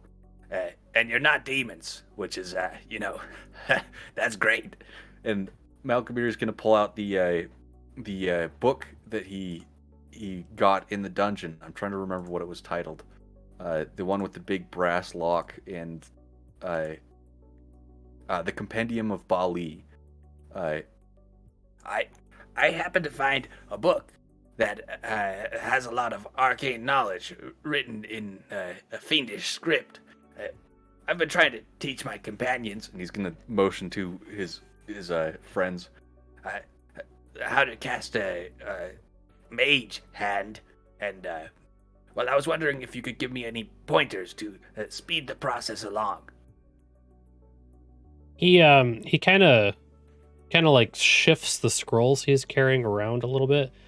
He goes, "I'm terribly sorry. I'm must be on my way." He kind of looks at the book. He looks interested in the book.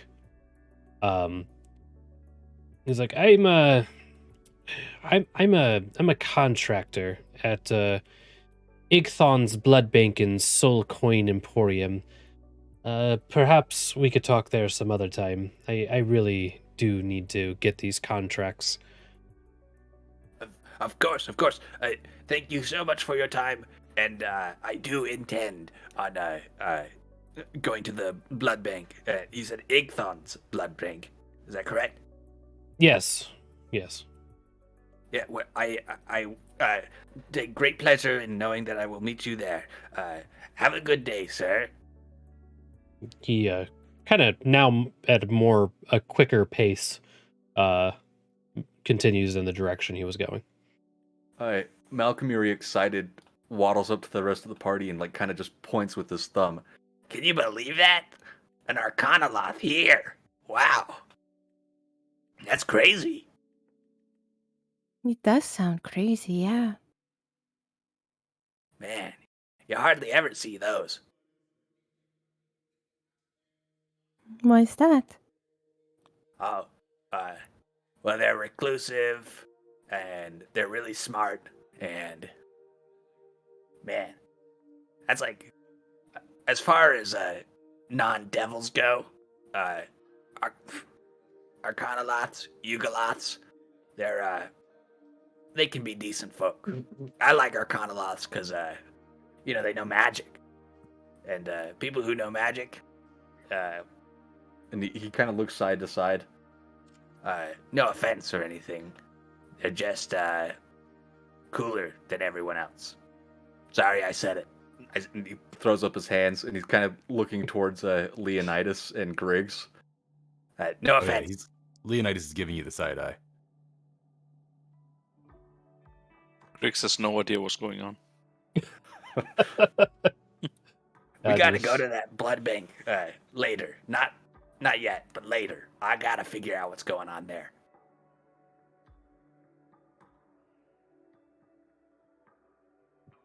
We can do that. So, we all going to the Temple of Nine? Griggs, you're perfect. Thanks. You're just so damn. You roleplay him so well. I think everyone's talking about the things that they're doing, and Griggs is, and you're just like, I just love the reassurance. Griggs doesn't know what's going on. Yeah, but it's sometimes hard to play stupid. I mean, because there's so many things I want to say. That flat-eyed brow that your avatar has, I feel like is just perfect for all situations that Griggs comes across. I feel like every time that Griggs has a question of what he would do, he's just like, okay, what would a potato do? Exactly. Yeah, Griggs doesn't know what's going on. Yep. In all situations. To be fair, I think only Malcolmir and maybe Name kinda know what's going on. Yeah. Name is shaking his head yes at everything that's been said. But if you have an insight above, passive insight above 3, you understand he has no idea what he's saying yes to. It's only Malcolmir knows. That's good. I mean, to be fair, most of what you guys are encountering is of a fiendish nature. Malcolm is the main character. He's just got a different point of reference. When we run into material plane stuff, he's going to be far less useful. Yeah, it's definitely a good thing someone played something demonic. Fiendish, excuse me. See, don't you dare associate him with demons. Yeah, with those folk. It's one of my character traits. If anyone mistakenly calls Malcolmiri a demon in game, he will explain to them at length why he is not a demon and the differences between demons and devils. Malcolmiri has a whole fucking manifesto. I fucking guarantee it. He does. Hey, yeah, Griggs, make sure you remind me. I'm gonna write it down, but make sure you remind me. And if there's any moment in which you want to utilize it, let me know. Yeah. Okay. So I don't have to use it the very next time. No. I can. So I can use it. It's I can available. actually use it when. Yeah. Okay. I might do it on a wisdom saving check. Oh wait, we can choose when to use that? I thought that was No. That's why I said. Because Let me know when you would like to, and I will let you know if okay. it's a good time for it or not. It's just I may forget that you have it, so don't leave it 100% up to me because then it'll just never happen. Yeah.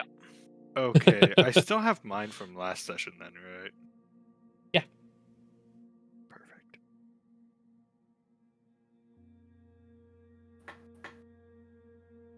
Let's see here. I was trying to find a picture of something, but to no avail.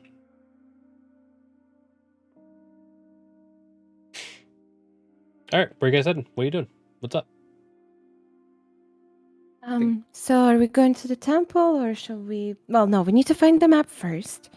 So we should go find the map. So then we can figure out if we want to go to the temple or go get some rest. I've got an idea. Malcolmir is going to scan the streets. He's looking for children. Okay. Walking around. Not in this district. Oh, that makes sense. Yeah. Yeah. I'm not even going to entertain that idea. Yeah. There are children here. Oh no! Yeah. I just had to understand what was going on here. It's like, oh no. He's gonna say to Celine, Why don't we start headed to the castle district? Here's a quick tip for you. It works really well. Kids are stupid, so you can tell them to do stuff for you for very little reward, and they'll do it. So we go to the castle district. First kid we see, we offer some gold or something, and tell them to bring us back a map, and they'll do it. Oh, good. We're all learning something today. We can do that, yeah? Great. Let's do You're it. so insightful. Thanks. I've had a lot of experience with kids, and when you grow up in a small village and you watch these people grow up, you realize that a lot of people are really, really dumb, and you can get them to do a lot of stuff for you. That sounds wonderful. I would know nothing of sorts. It's really heartwarming. It does sound like it. Kids. It's how anyone can feel superior. It's great. Anyone. Even me. and he's gonna point to himself with his thumbs. But enough about me. Let's go find that temple. We need to find a map still. We gotta get out of this district if we're gonna find a kid to get a map for us. Mm-hmm. How are Name, Griggs, and Leonidas looking at this point? I'm simply following Malcolm Erie because I'm still quite wasted. Oh, just a little down. What you meant to say is Greg just doesn't know what's going on. Yeah, but you get the same idea, right? Like, right. So good. Leonidas, Name, what's up? I think Leonidas has gotten his second wind and is going to roll a d10 plus 2 and restore some hit points because he's hurting a little bit. But he's, because he took a bunch of damage in that fight. But he's fully sober. I mean, I think the pure rage of being doused with water was enough to kind of get him back to senses. Oh yeah, it snapped you completely out of the magic. That is going to be 10 HP. As you guys distance yourselves from the dragon's horde, you recognize that euphoric state kind of fading away the further away from that building you get. Even if it's not, hasn't overtaken you at any point, just the pressure of it just seems to kind of release and get away from you.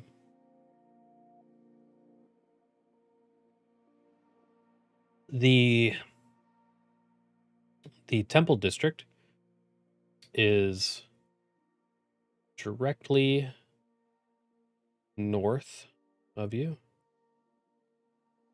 I lost my map. There it is. Yeah, the Honeybank district pushes right up against the castle and is slightly adjacent to Suncrest. Remember the Castle District has the temple itself, the quote unquote faith shop. This is literally a place called the Faith Shop.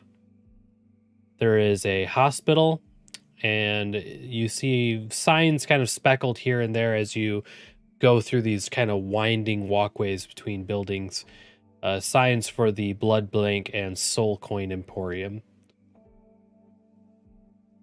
which is in the same district as all these things.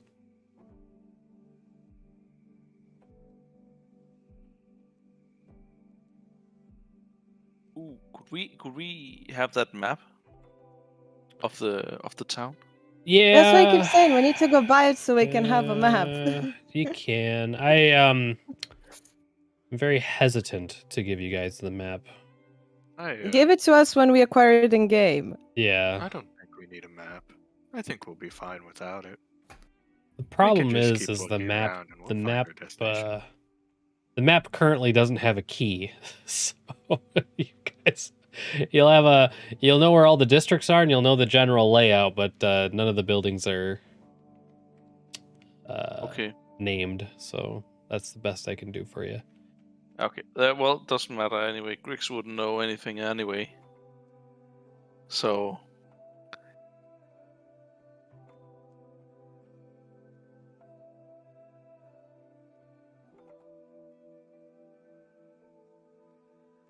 So what are you guys doing? Are there any kids walking in the street here? Yeah. There's also for a what would be kind of almost described to you guys as a a holy place. There being a temple, there being these divine people that or beings that you're kind of being pointed towards. The place seems like business as normal. It doesn't have like a bunch of priests or bells ringing. You don't get any of those kind of divine vibes that you would normally get in a city, in a district or an area that would have like a temple in it or a faith shop in it.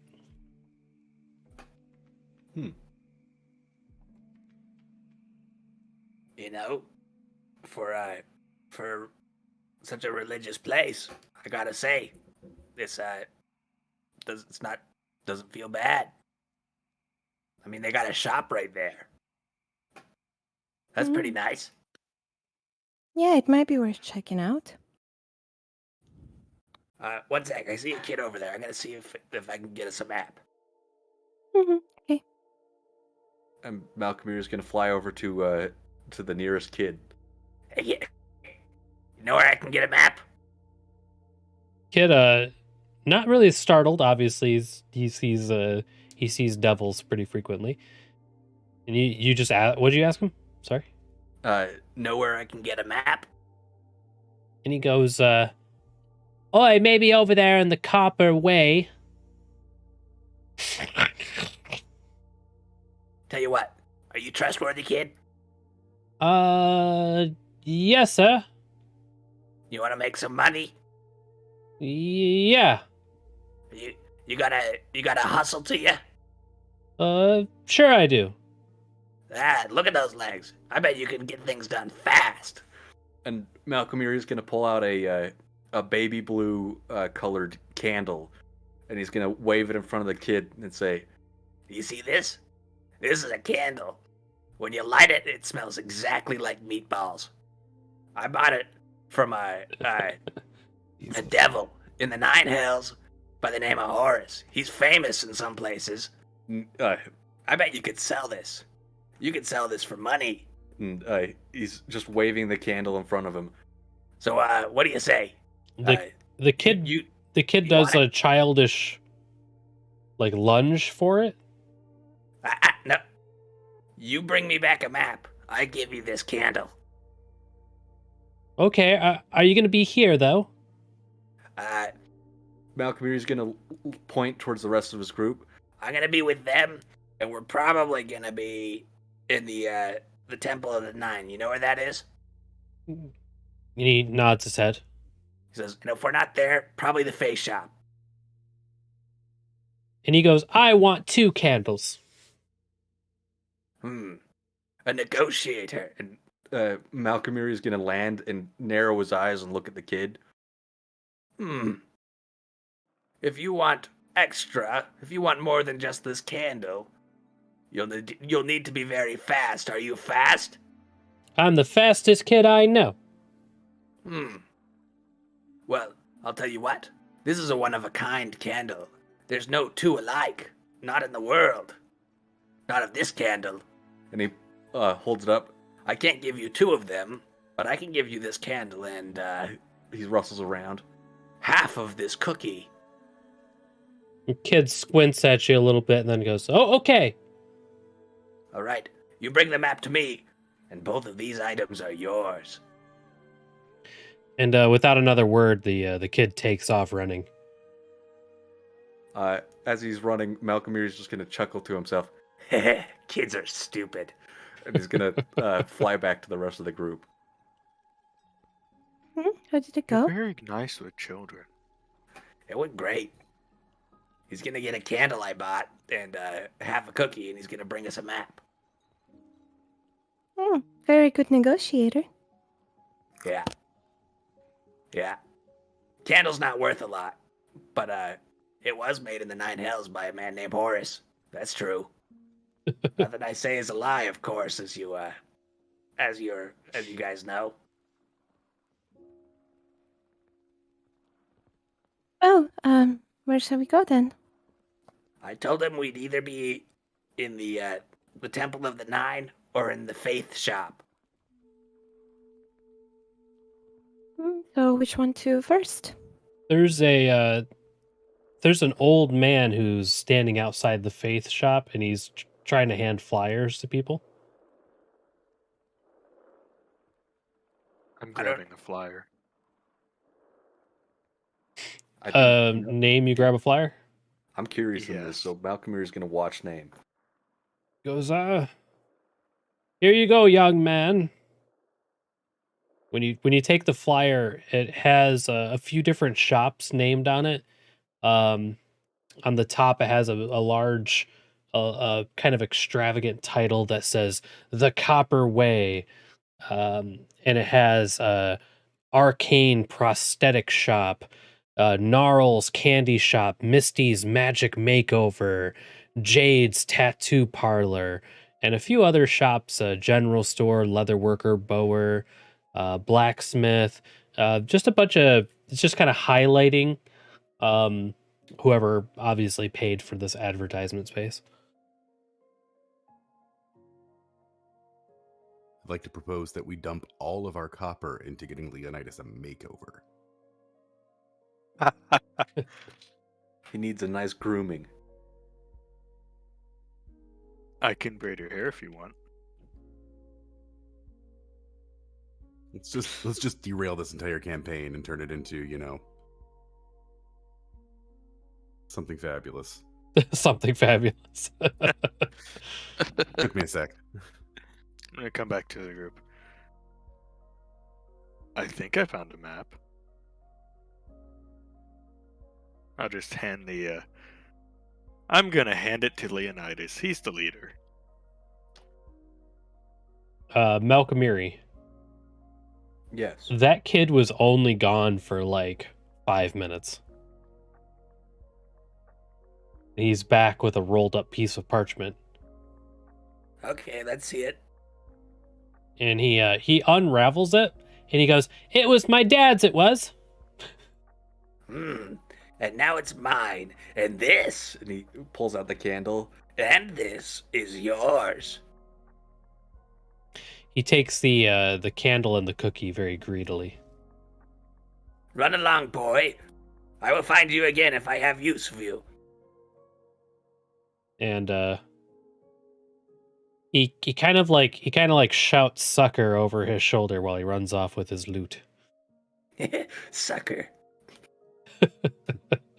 I like how you both have an attitude of you've ripped off the other. It's beautiful.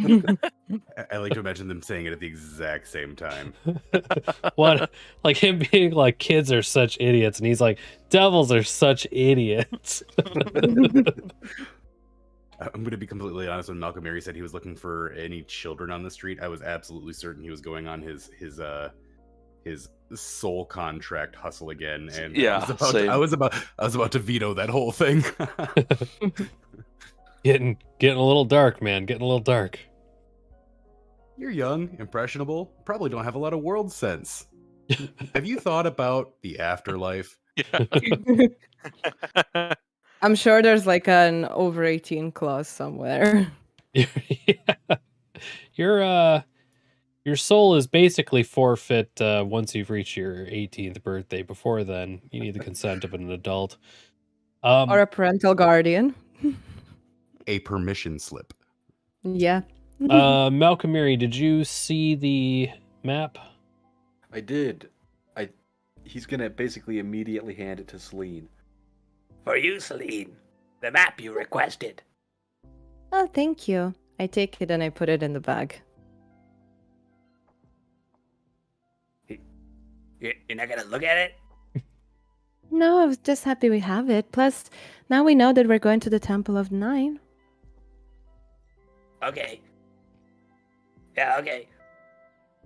Malcolm looks frustrated, but he just climbs back on your shoulder and sits in place. Let's go look at some sponsors. Let's go. So when you guys get to the temple, it's it basically is the castle of the castle district. The castle and the temple, they're one and the same. Largest building in the city. It might take a couple minutes for you guys to kind of figure out that it serves the purpose as kind of the central location of government and the central location of worship.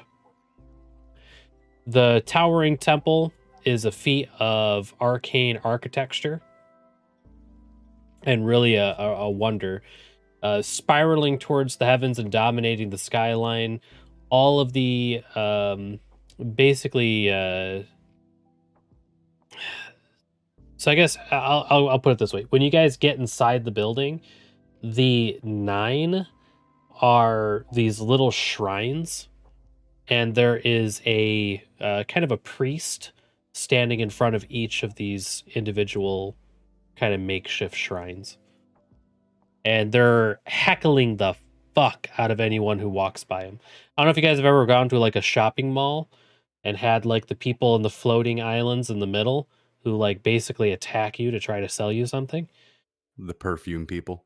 Yeah, that they're treating everyone who's there to just like who just wants to get inside to do like government business. They're like heckling the hell out of anyone who walks by. Like, hey, do you need a sponsor? Do you need a sponsor? I think they might be the ones giving out sponsors. And you hear you hear a priest go, you can't go wrong with Spike. Spike is the strongest of all of the 9 divine. Then another yelling, no, holy is, holy is. What So makes Holy there's so much better Spike. than Spike? Huh? There's Holly. They're kind of like it gets so loud in this almost amphitheater of these guys just like trying to yell over top of each other. This guy's stronger, this guy has more power, this guy's more well respected. One of the priestesses yells out, Natan, she is the daughter of the Raven Queen.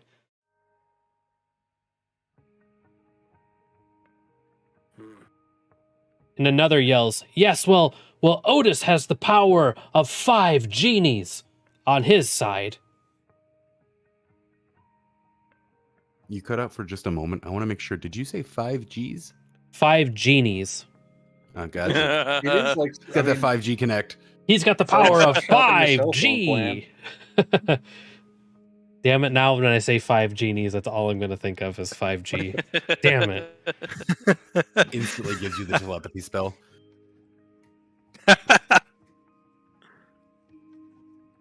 Ugh.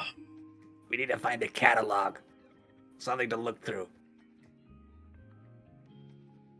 Just a bunch of tiny rats trying to sell their tricks. Yeah. And only some of the tricks are worth buying.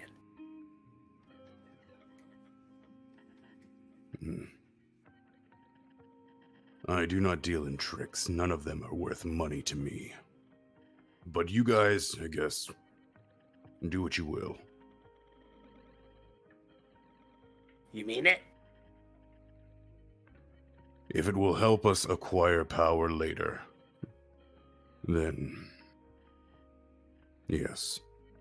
Malcolmiri's gonna fly over and start scratching behind your ears again. Good, kitty. Leonidas will brush him off. Hey, what? You liked that before. We do not speak of those dark times. Huh. All right, suit yourself. Malcolmiri's gonna fly over to Name and start scratching his head and picking a spice slice out. He's, good name. Good. Malcolmiri, you recognize that the spice slice situation's getting a little out of hand. Hey. We might need some of that special shampoo. And you were the last time you were picking these out of his head, the spice slice were pretty normal. But since going to the honey bank, the reproduction rate seems to have gone up significantly.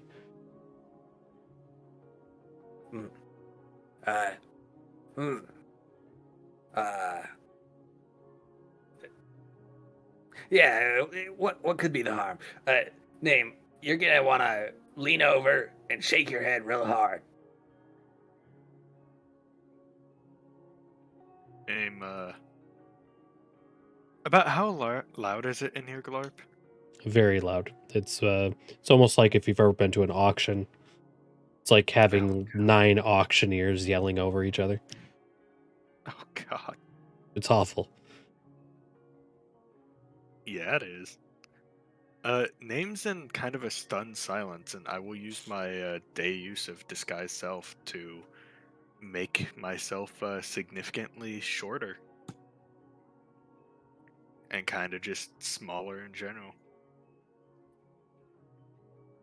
Does Name seem like anxious? I would say so, yeah. A lot of very loud people. So he's going to just kind of, especially in Malcolmiri, when you fly over and start touching him, at first he jumps and then it starts to calm him down slightly. And he's just going to slightly kind of hide behind Griggs if he can. The emotional support barbarian. Yep.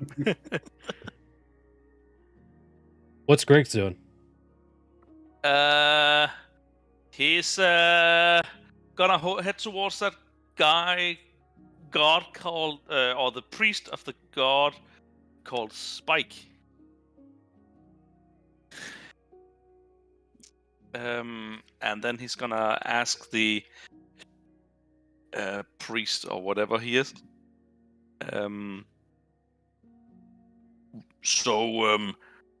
What's Spike do?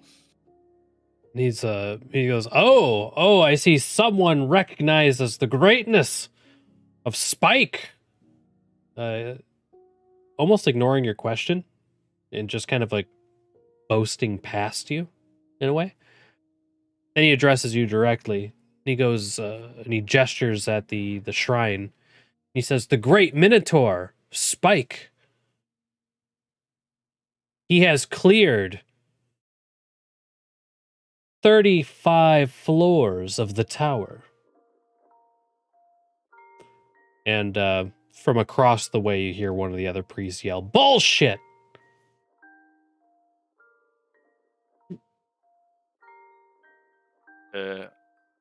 Bullshit? And then what?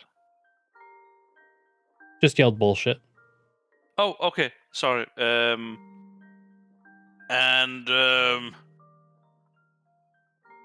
What then? What does Spike do? He offers his power, his divine strength to entice you into blood fury and rage and dismemberment of your enemies.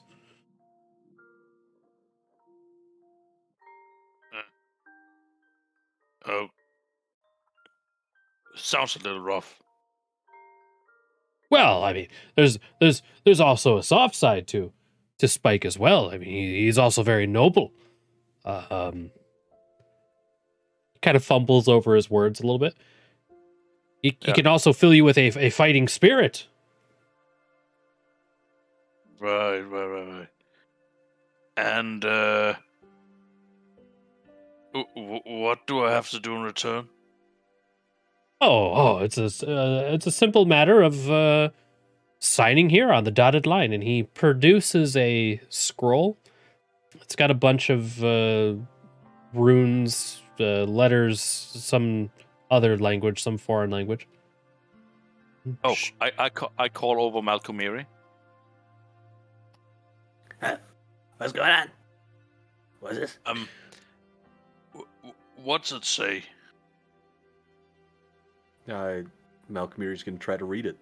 It's an abyssal contract. It's a contract. And it is probably something that would deeply trouble Malcolmiri, in that it is it's written intentionally over complex. A ton of redundancy. Whenever it mentions what the signer has to kind of give over, it's very vague. A lot of double meanings.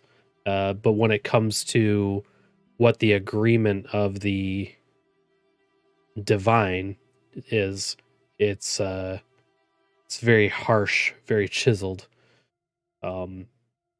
You recognize these sorts of contracts. They're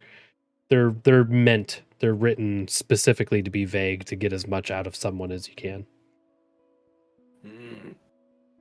Yeah, this is a contract written by a professional. You probably don't want to get into something like this. Not with them. I can make you a much better contract. Oh. If you are reduced, you can? If you are reduced to a soul coin, you are the automatic ownership of the person that is giving you this divine power. If you're reduced to a soul coin? Yes. I don't even know what a soul coin is. Oh, let me tell you. I was gonna say most people wouldn't. You guys really lucked out that someone in the party decided to play a devil. I mean, this was supposed to be much harder to navigate, but but here we are. Like gold and like copper and silver. Uh-huh. Soul coins are what we use on Baitor, and they're made from the souls of mortals. Exchange rate varies from place to place, but it's basically mint or a coin backed by souls, and they have a default value. But if you got a soul coin with someone notable inside of it, you might be able to sell it to a collector for a little extra change. It's basically how the economy works down in the hills. I see.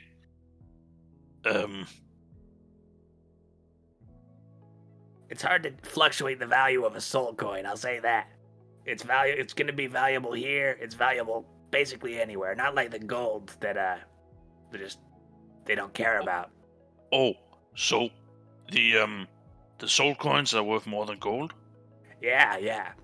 And what this contract says is that if you die and get turned into one, the person you're signing yourself over to owns you as the soul coin. Oh. Usually... He's gonna whisper. Usually it's only the wicked that get turned into soul coins. Right. But then... I don't understand. Can I get soul coins? I mean, yeah. Anyone can own a soul coin. You just gotta find a way to attain it. Right. And this paper thing. Yeah. Will it give me soul coins? Let me read through here. Alchemiri, you are going to need an insight check. All right. 23. Okay, so even though this contract is probably one of the highest quality you've ever seen, it's obviously not a first edition. This has been rewritten 100 times over, to be more exact. The signing of this contract basically guarantees that you will be reduced to a soul kind upon death. So this is, see, this is what we would call an expert contractor down in Baitor. I tell you what, you don't want to join up with this one. This one's bad. This one just wants you to be a soul coin for someone else. You don't want this one. This one's not good. Right. Oh, okay. And then I just hand the paper back to the priest. And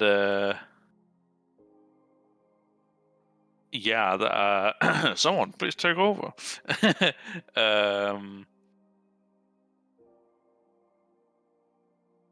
What are everyone else doing?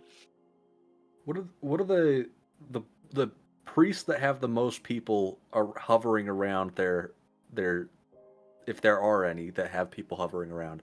Who are the ones that have the most people hovering around, and what do they look like? People are actively avoiding these priests.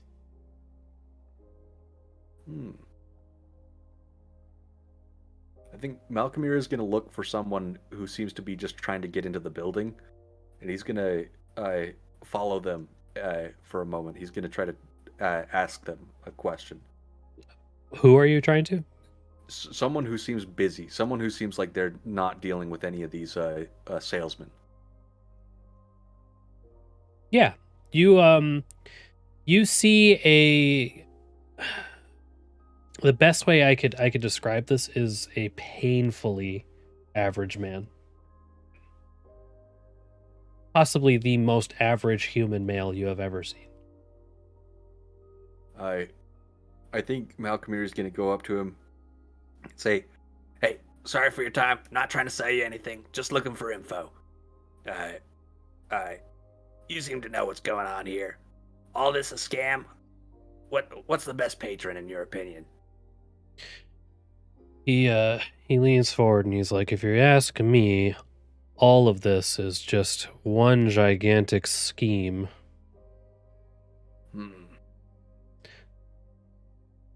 All right. If you were to go an alternative route to get your spells back, what would you do? And he obviously seems kind of perplexed by your line of questioning, and he goes, I'm not sure. Do you know someone trustworthy that I could contact?" Let me see here. Yeah, actually, he rolled pretty good. He goes, listen,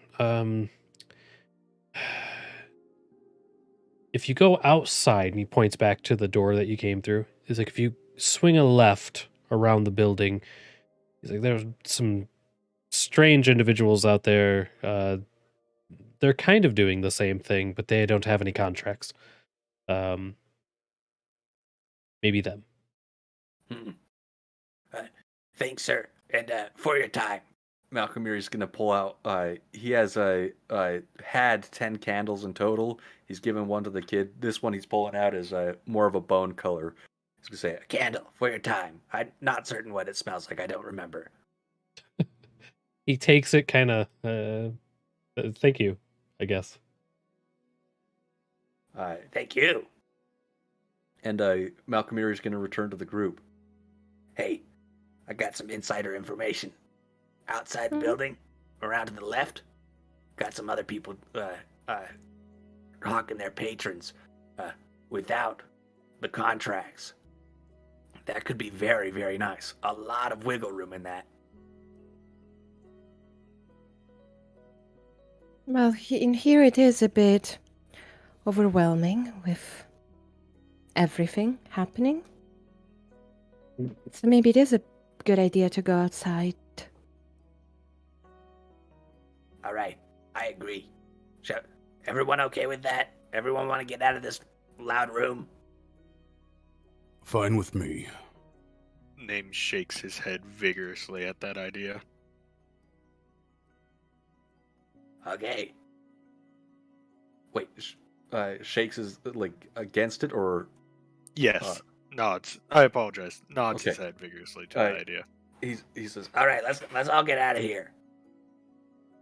This place is too loud. Outside to the left. Follow me. Right behind you. Yeah, Griggs follows. and Malcolm Erie will head outside and follow the directions to his best recollection.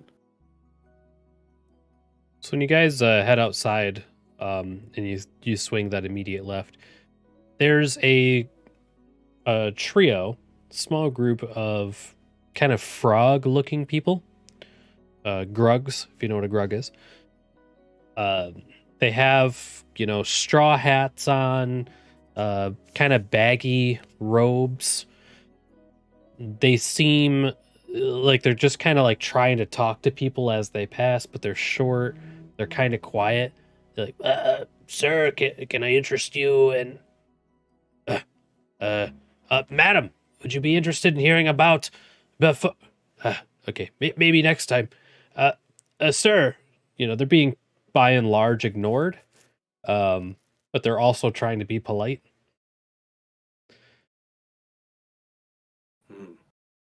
What do you say, guys? Give him a shot, hear him out?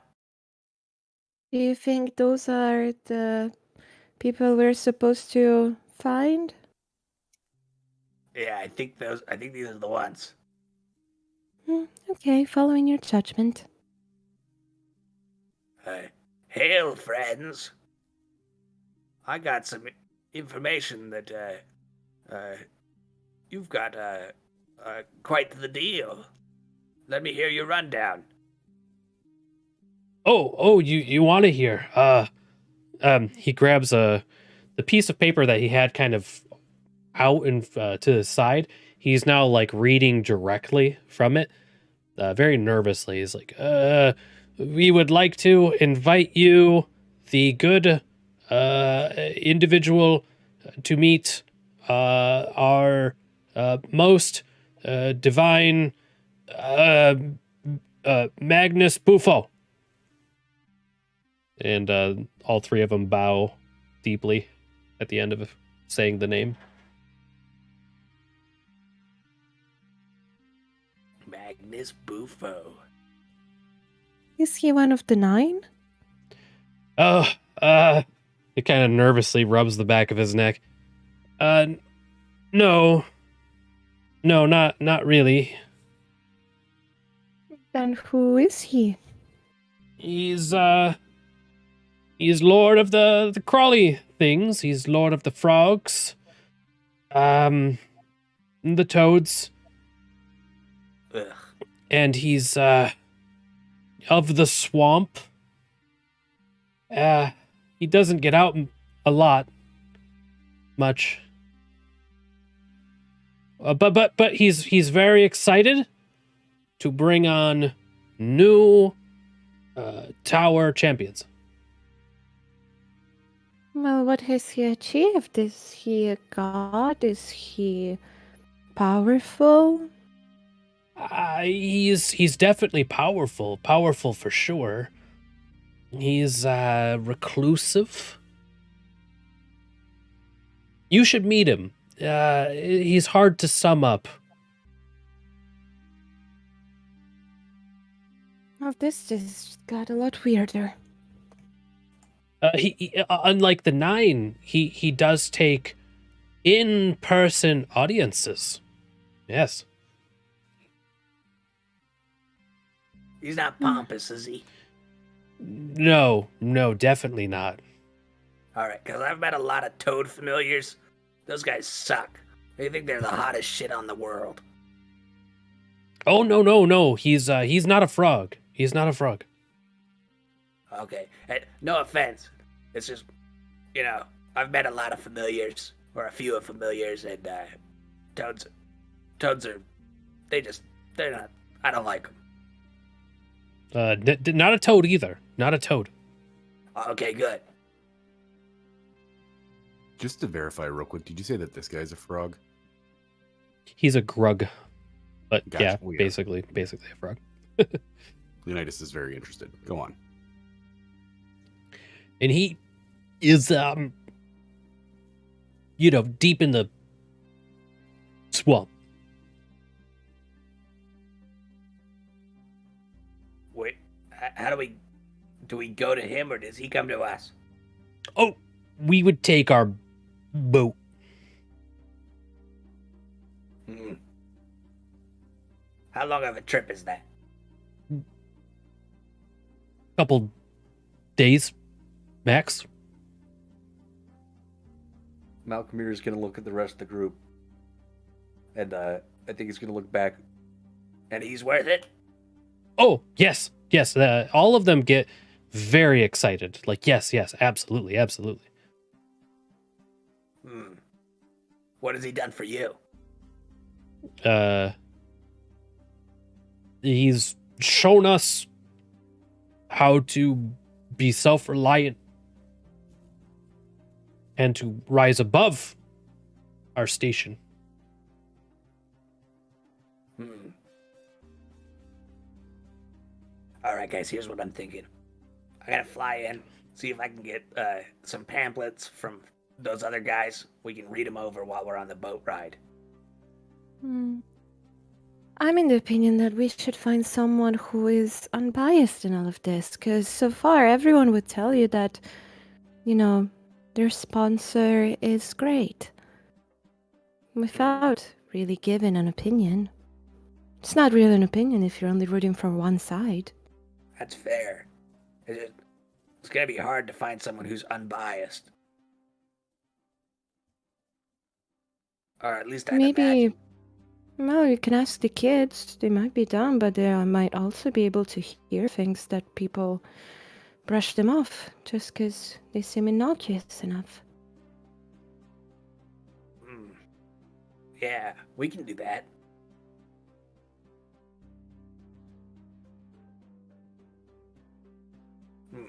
So what does everyone think?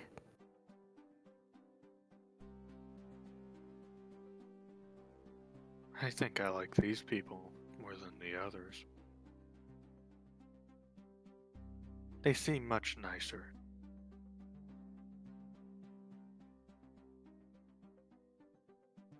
Say, is Igthon a patron? You're asking the Grugs? Yeah. And they when you say Igthon, they go, no.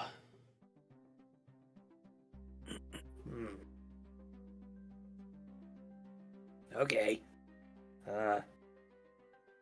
All right.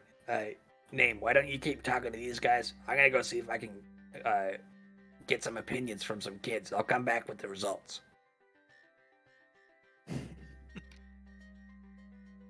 I will continue to talk to the frogs, asking, what type of swamp is it? What type of swamp is it? Yeah, that he lives in. Oh, He lives in a swamp.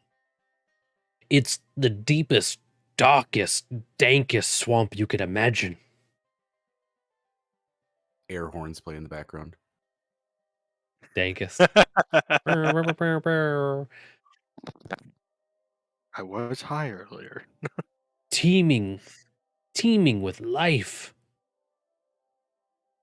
A wonder to behold.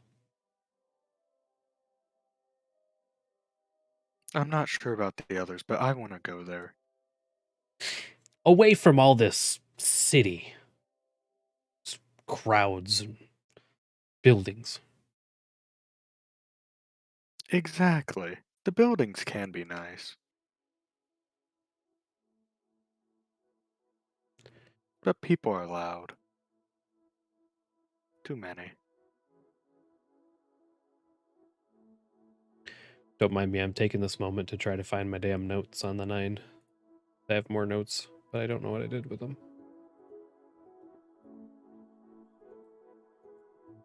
Need to better organize. Nim has basically just resolved himself to 100% go with these people. I will leave the party.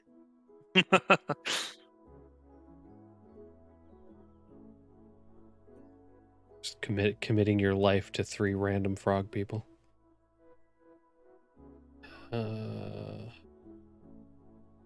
Leonidas has also dedicated himself to following the frog people for other reasons. I am so confused. I feel like that's a bad sign. I mean, I was just like moments ago looking at my information on the 9, and it's just gone now. I am perplexed, bamboozled. Oh, there it is. Got it. Ooh, that was close. Let's see here. Investigation. Any of you could do... Actually, Malcolm Miri can do me an investigation check. Alrighty. 13. You... Basically, you gathered the information, the knowledge that of the 9 divine, only 4 are ever within proximity of this city, and that there is kind of like almost like a sports team like affiliation with them. It's less like beings that are being worshipped for their godlike power, and more like, I'm on team Spike, I'm on team Holy, I'm on team Otis, is kind of the feeling you get. Because when you talk to the kids, they don't refer to them as like divine beings. They refer to them more of like talking about maybe like kids the way they would talk about like superheroes.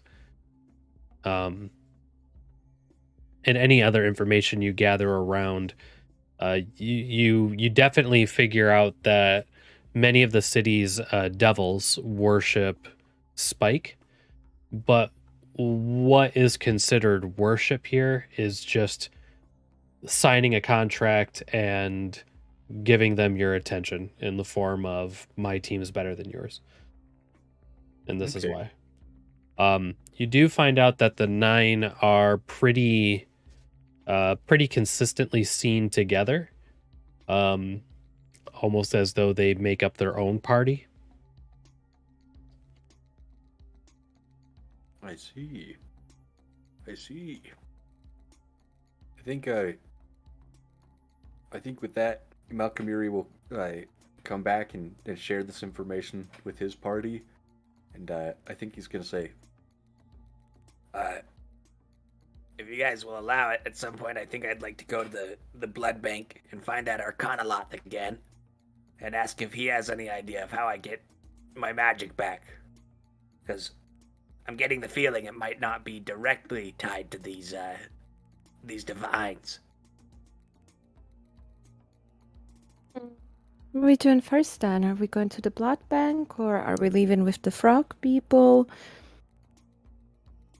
I think Malcolm Uri is just gonna shrug and he's gonna say, I've got all the time in the world, whatever we want to do.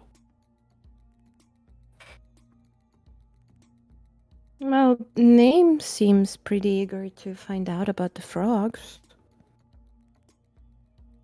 Let's go then. I'm ready. I'm Everyone fine okay? either way.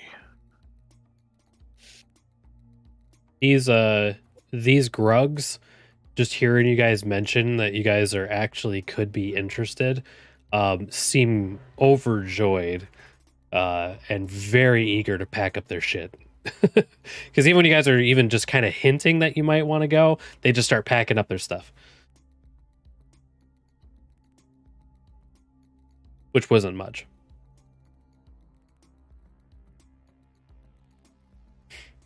You guys come with us. And name one of the frogs grabs you by the hand. I'll be guided. Excuse me, one of the grugs grabs you by the hand. Yeah, it starts kind of guiding you away towards the river.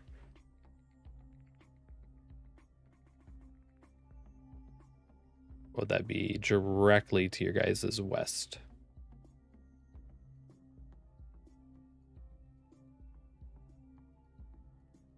Everyone else is following with? Yeah, I'll follow Mhm. Mary. Absolutely. Yeah. So when you guys, as you guys follow these little grugs to their makeshift canoes, these canoes are carved out of what appears to be a single piece of wood each. Of the three canoes, Griggs, Leonidas, and Name, you obviously cannot be in the same canoe together. They're just not meant for multiple creatures of your guys' stature. Are you calling me fat? Big Nah. boned. Big boned. Okay. Big boned. The the river here flows very, very slowly, but it does flow to the north. And everyone's good with this? Getting in the canoes and starting to kind of head north? I mean, my character isn't going to have any interventions about going with random people. So, Nice. yeah. I just want Name to be happy. Leonidas is very food motivated. Nice. Nice. I love this. Mary's curious about all this that's going on, so he's just propped up on Celine's shoulders, just watching. One of the grugs, just kind of out of turn, points to the Hidden Crown district, and he goes, "The Hidden Crown got its name from the legend that the Tyrant King's crown was hidden somewhere in that area, the Old Kingdom. Most of us aren't allowed to go there. It's where most of the noble houses are. The museum and the menagerie are there as well." He points off to the other side of the river as you guys are flowing north towards the Copper Way. He says, if you haven't already heard or noticed, it's the Merchants District. The wealthiest of the city's guilds, shops there. As you guys continue down, he's trying to act like a guide, but there's like these really long, awkward pauses. He's not been in the city enough to really speak as an authority. He's just kind of giving you as much secondhand information as he has. But trying to sound at least knowledgeable. He points to the Moon Quarter. Says, home of the city druidic circles and farmers. Then the Red Chapel district. Says, the old infernal district of the city. Most of the more downtrodden of the fiends still live there. There's a whole infernal district here. There was. It kind of still is. The fiends, infernals, what have you. From what I understand, they live anywhere in the city now, but at one point in time, they were only allowed to live in the Red Chapel district. The city's come a long way, so I hear. Yes, it's a very accepting city of devils, I will say. The old theater is in the Red Chapel district, as well as some of the older mines. Yeah. Most people don't know this, but the city has been built and rebuilt. Our our Lord and Master, he mentions it every now and then. The old city, he calls it. And as you guys get towards the northern way, the canoes hug the Moon Quarter side of the river.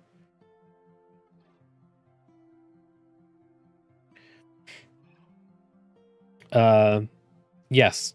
Greater healing is in fact just a healing potion. That's exactly what it is.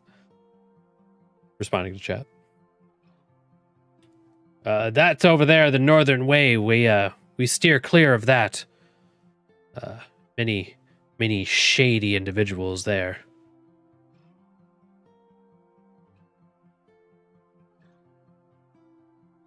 As you guys head north and out of the city, up the river.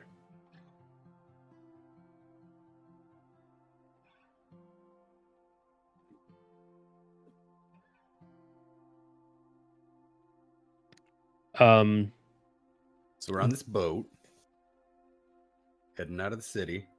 We're on a river. And you hear Pull out banjos. my banjo. Ah, there it is. Nice. So the journey is pretty amazing. Nice. In the way of visuals. So basically you guys get to a temperate forest that gets deeper, thicker. The trees get bigger and bigger and bigger. A lot of the wildlife that is seen seems to become kind of almost, I don't want to say twisted, as though it were, a bad thing, but you're starting to see more like crabs on the edges of the riverbanks that are more dire looking, getting almost supernaturally large. Even though they're still going about their normal everyday, crab-like lives. All of the wildlife, all the trees, all the fungi, the flowers, the plants, they're very, very pronounced. They're much larger than the counterparts that you would be seeing normally.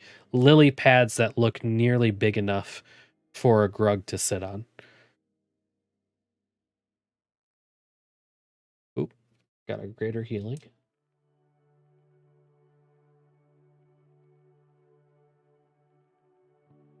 This is a lovely place.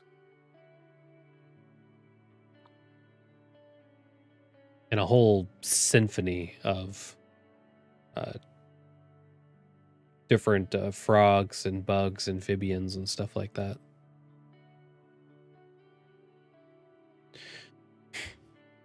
Leonidas's pupils are super dilated. He's just like ready. He's ready to pounce. Doesn't have good footing in this boat. Obviously, it feels a little topsy turvy, but he's on the hunt. Can Celine be sitting somewhere just like with Malcolmir and be like, So did you find out the name of the 9? Because I only got 4. And this goofo guy. I don't have all of them, but I don't know what they all are. Yeah, because I heard of Spike, of Holly, of Nathan, of Otis. And now this Magnus Buffo. Yeah. I don't know. It all seems kind of shifty to me. Yeah, the whole overall situation of sponsors and powers doesn't ring right with me. Yeah, it's weird. It is a bit weird. I want to figure out how to get my magic back, but I definitely don't want to sign a contract like the one that Greg saw. Yeah, that makes sense. We need to beware of all these people that provide all these perks. Yeah. We gotta make sure our friends don't get scammed either. They all want something in return. Yeah, That's true. Yeah.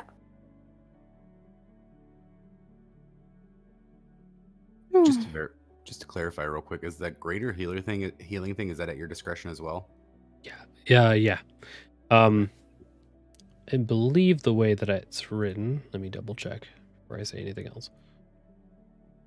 Yeah, so it adds a 4d4 plus 4 HP roll to the pool of healing available for allies or enemies. The reason it's written as pool of healing available is basically if someone's getting a heal cast on them, it's a pool of d4s Gotcha. that can be added to. Cool. Sorry, I just wanted to verify. Of course, by the time you guys get to your first combat, you have just this gauntlet list of criticals and heals and extra monsters, and it's going to be wonderful. Yeah, 2023 is going to be lit.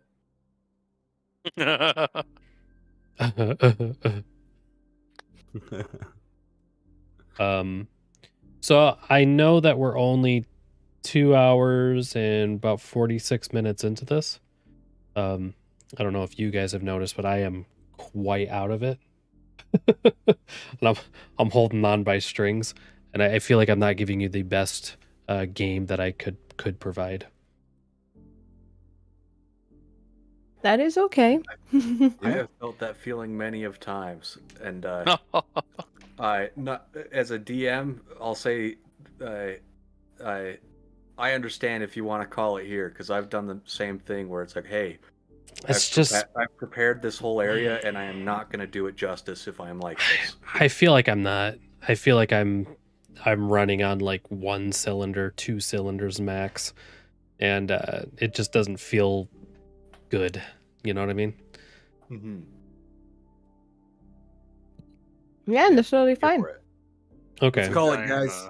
Okay. I'm perfectly fine with stopping here too. We got a solid 2 hours 45 minutes of D&D in, and I enjoyed it. Exactly. Did you guys enjoy it? It's weird when I'm in this like sleepy state because I can't tell if it's completely horrible or if it's totally fine. It's like impossible for me to process. I enjoyed it, but I also was talking a lot. So if I do that too much, you guys reel me in. Everybody knows that Malcolm Erie is the real leader of the party. Yeah, kinda. Yeah.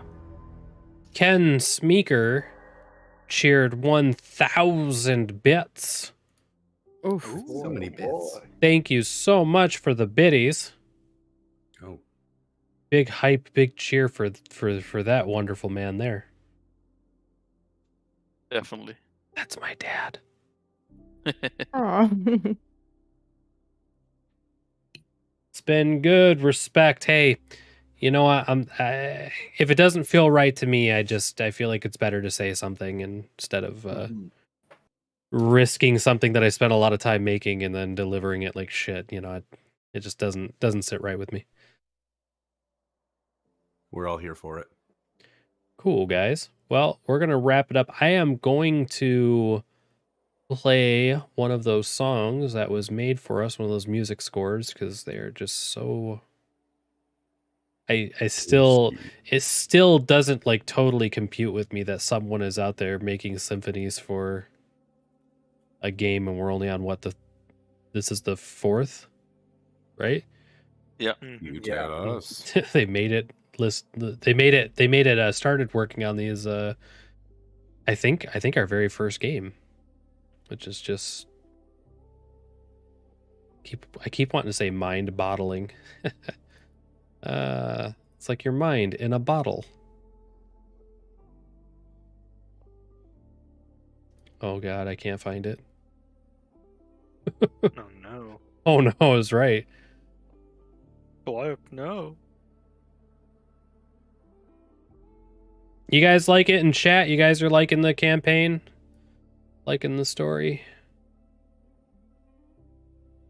Good to hear. Good to hear. I love this group. Yeah. I think it's one of those things. So let's, definitely don't feel bad, Malcolm Erie, for taken up the majority of the RP space.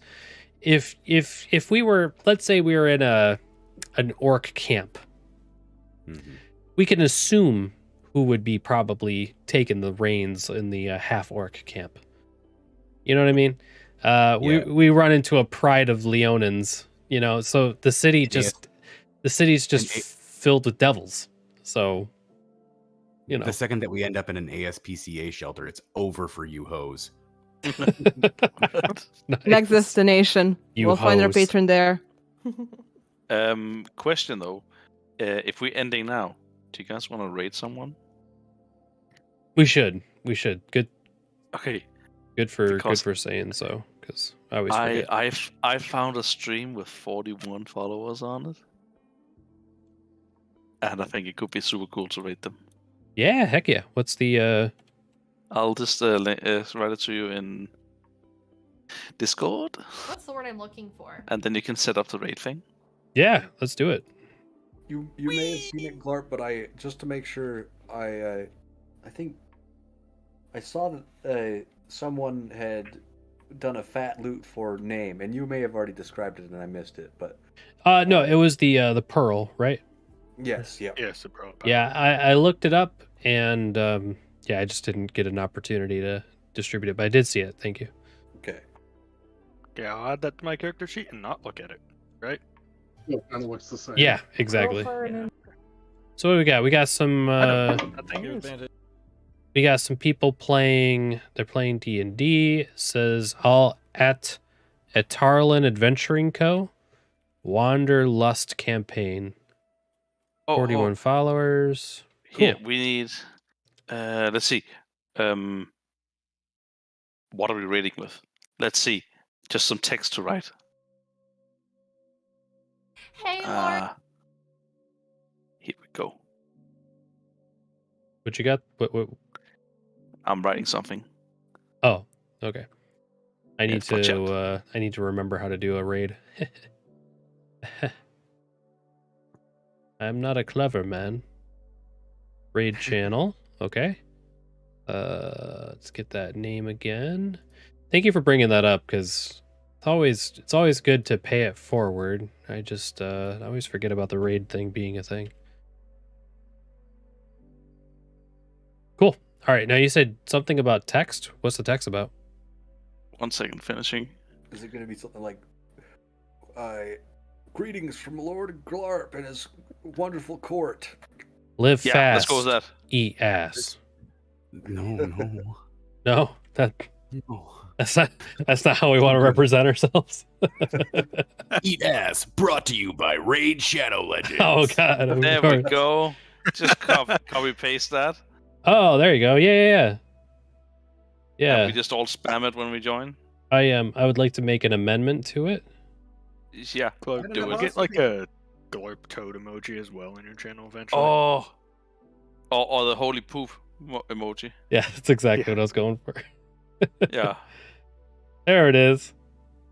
There All we right. go. You guys ready to spam that when we get over there? Yeah. I'm ready. Oh, All right, here we go. We're going over. Pasta going.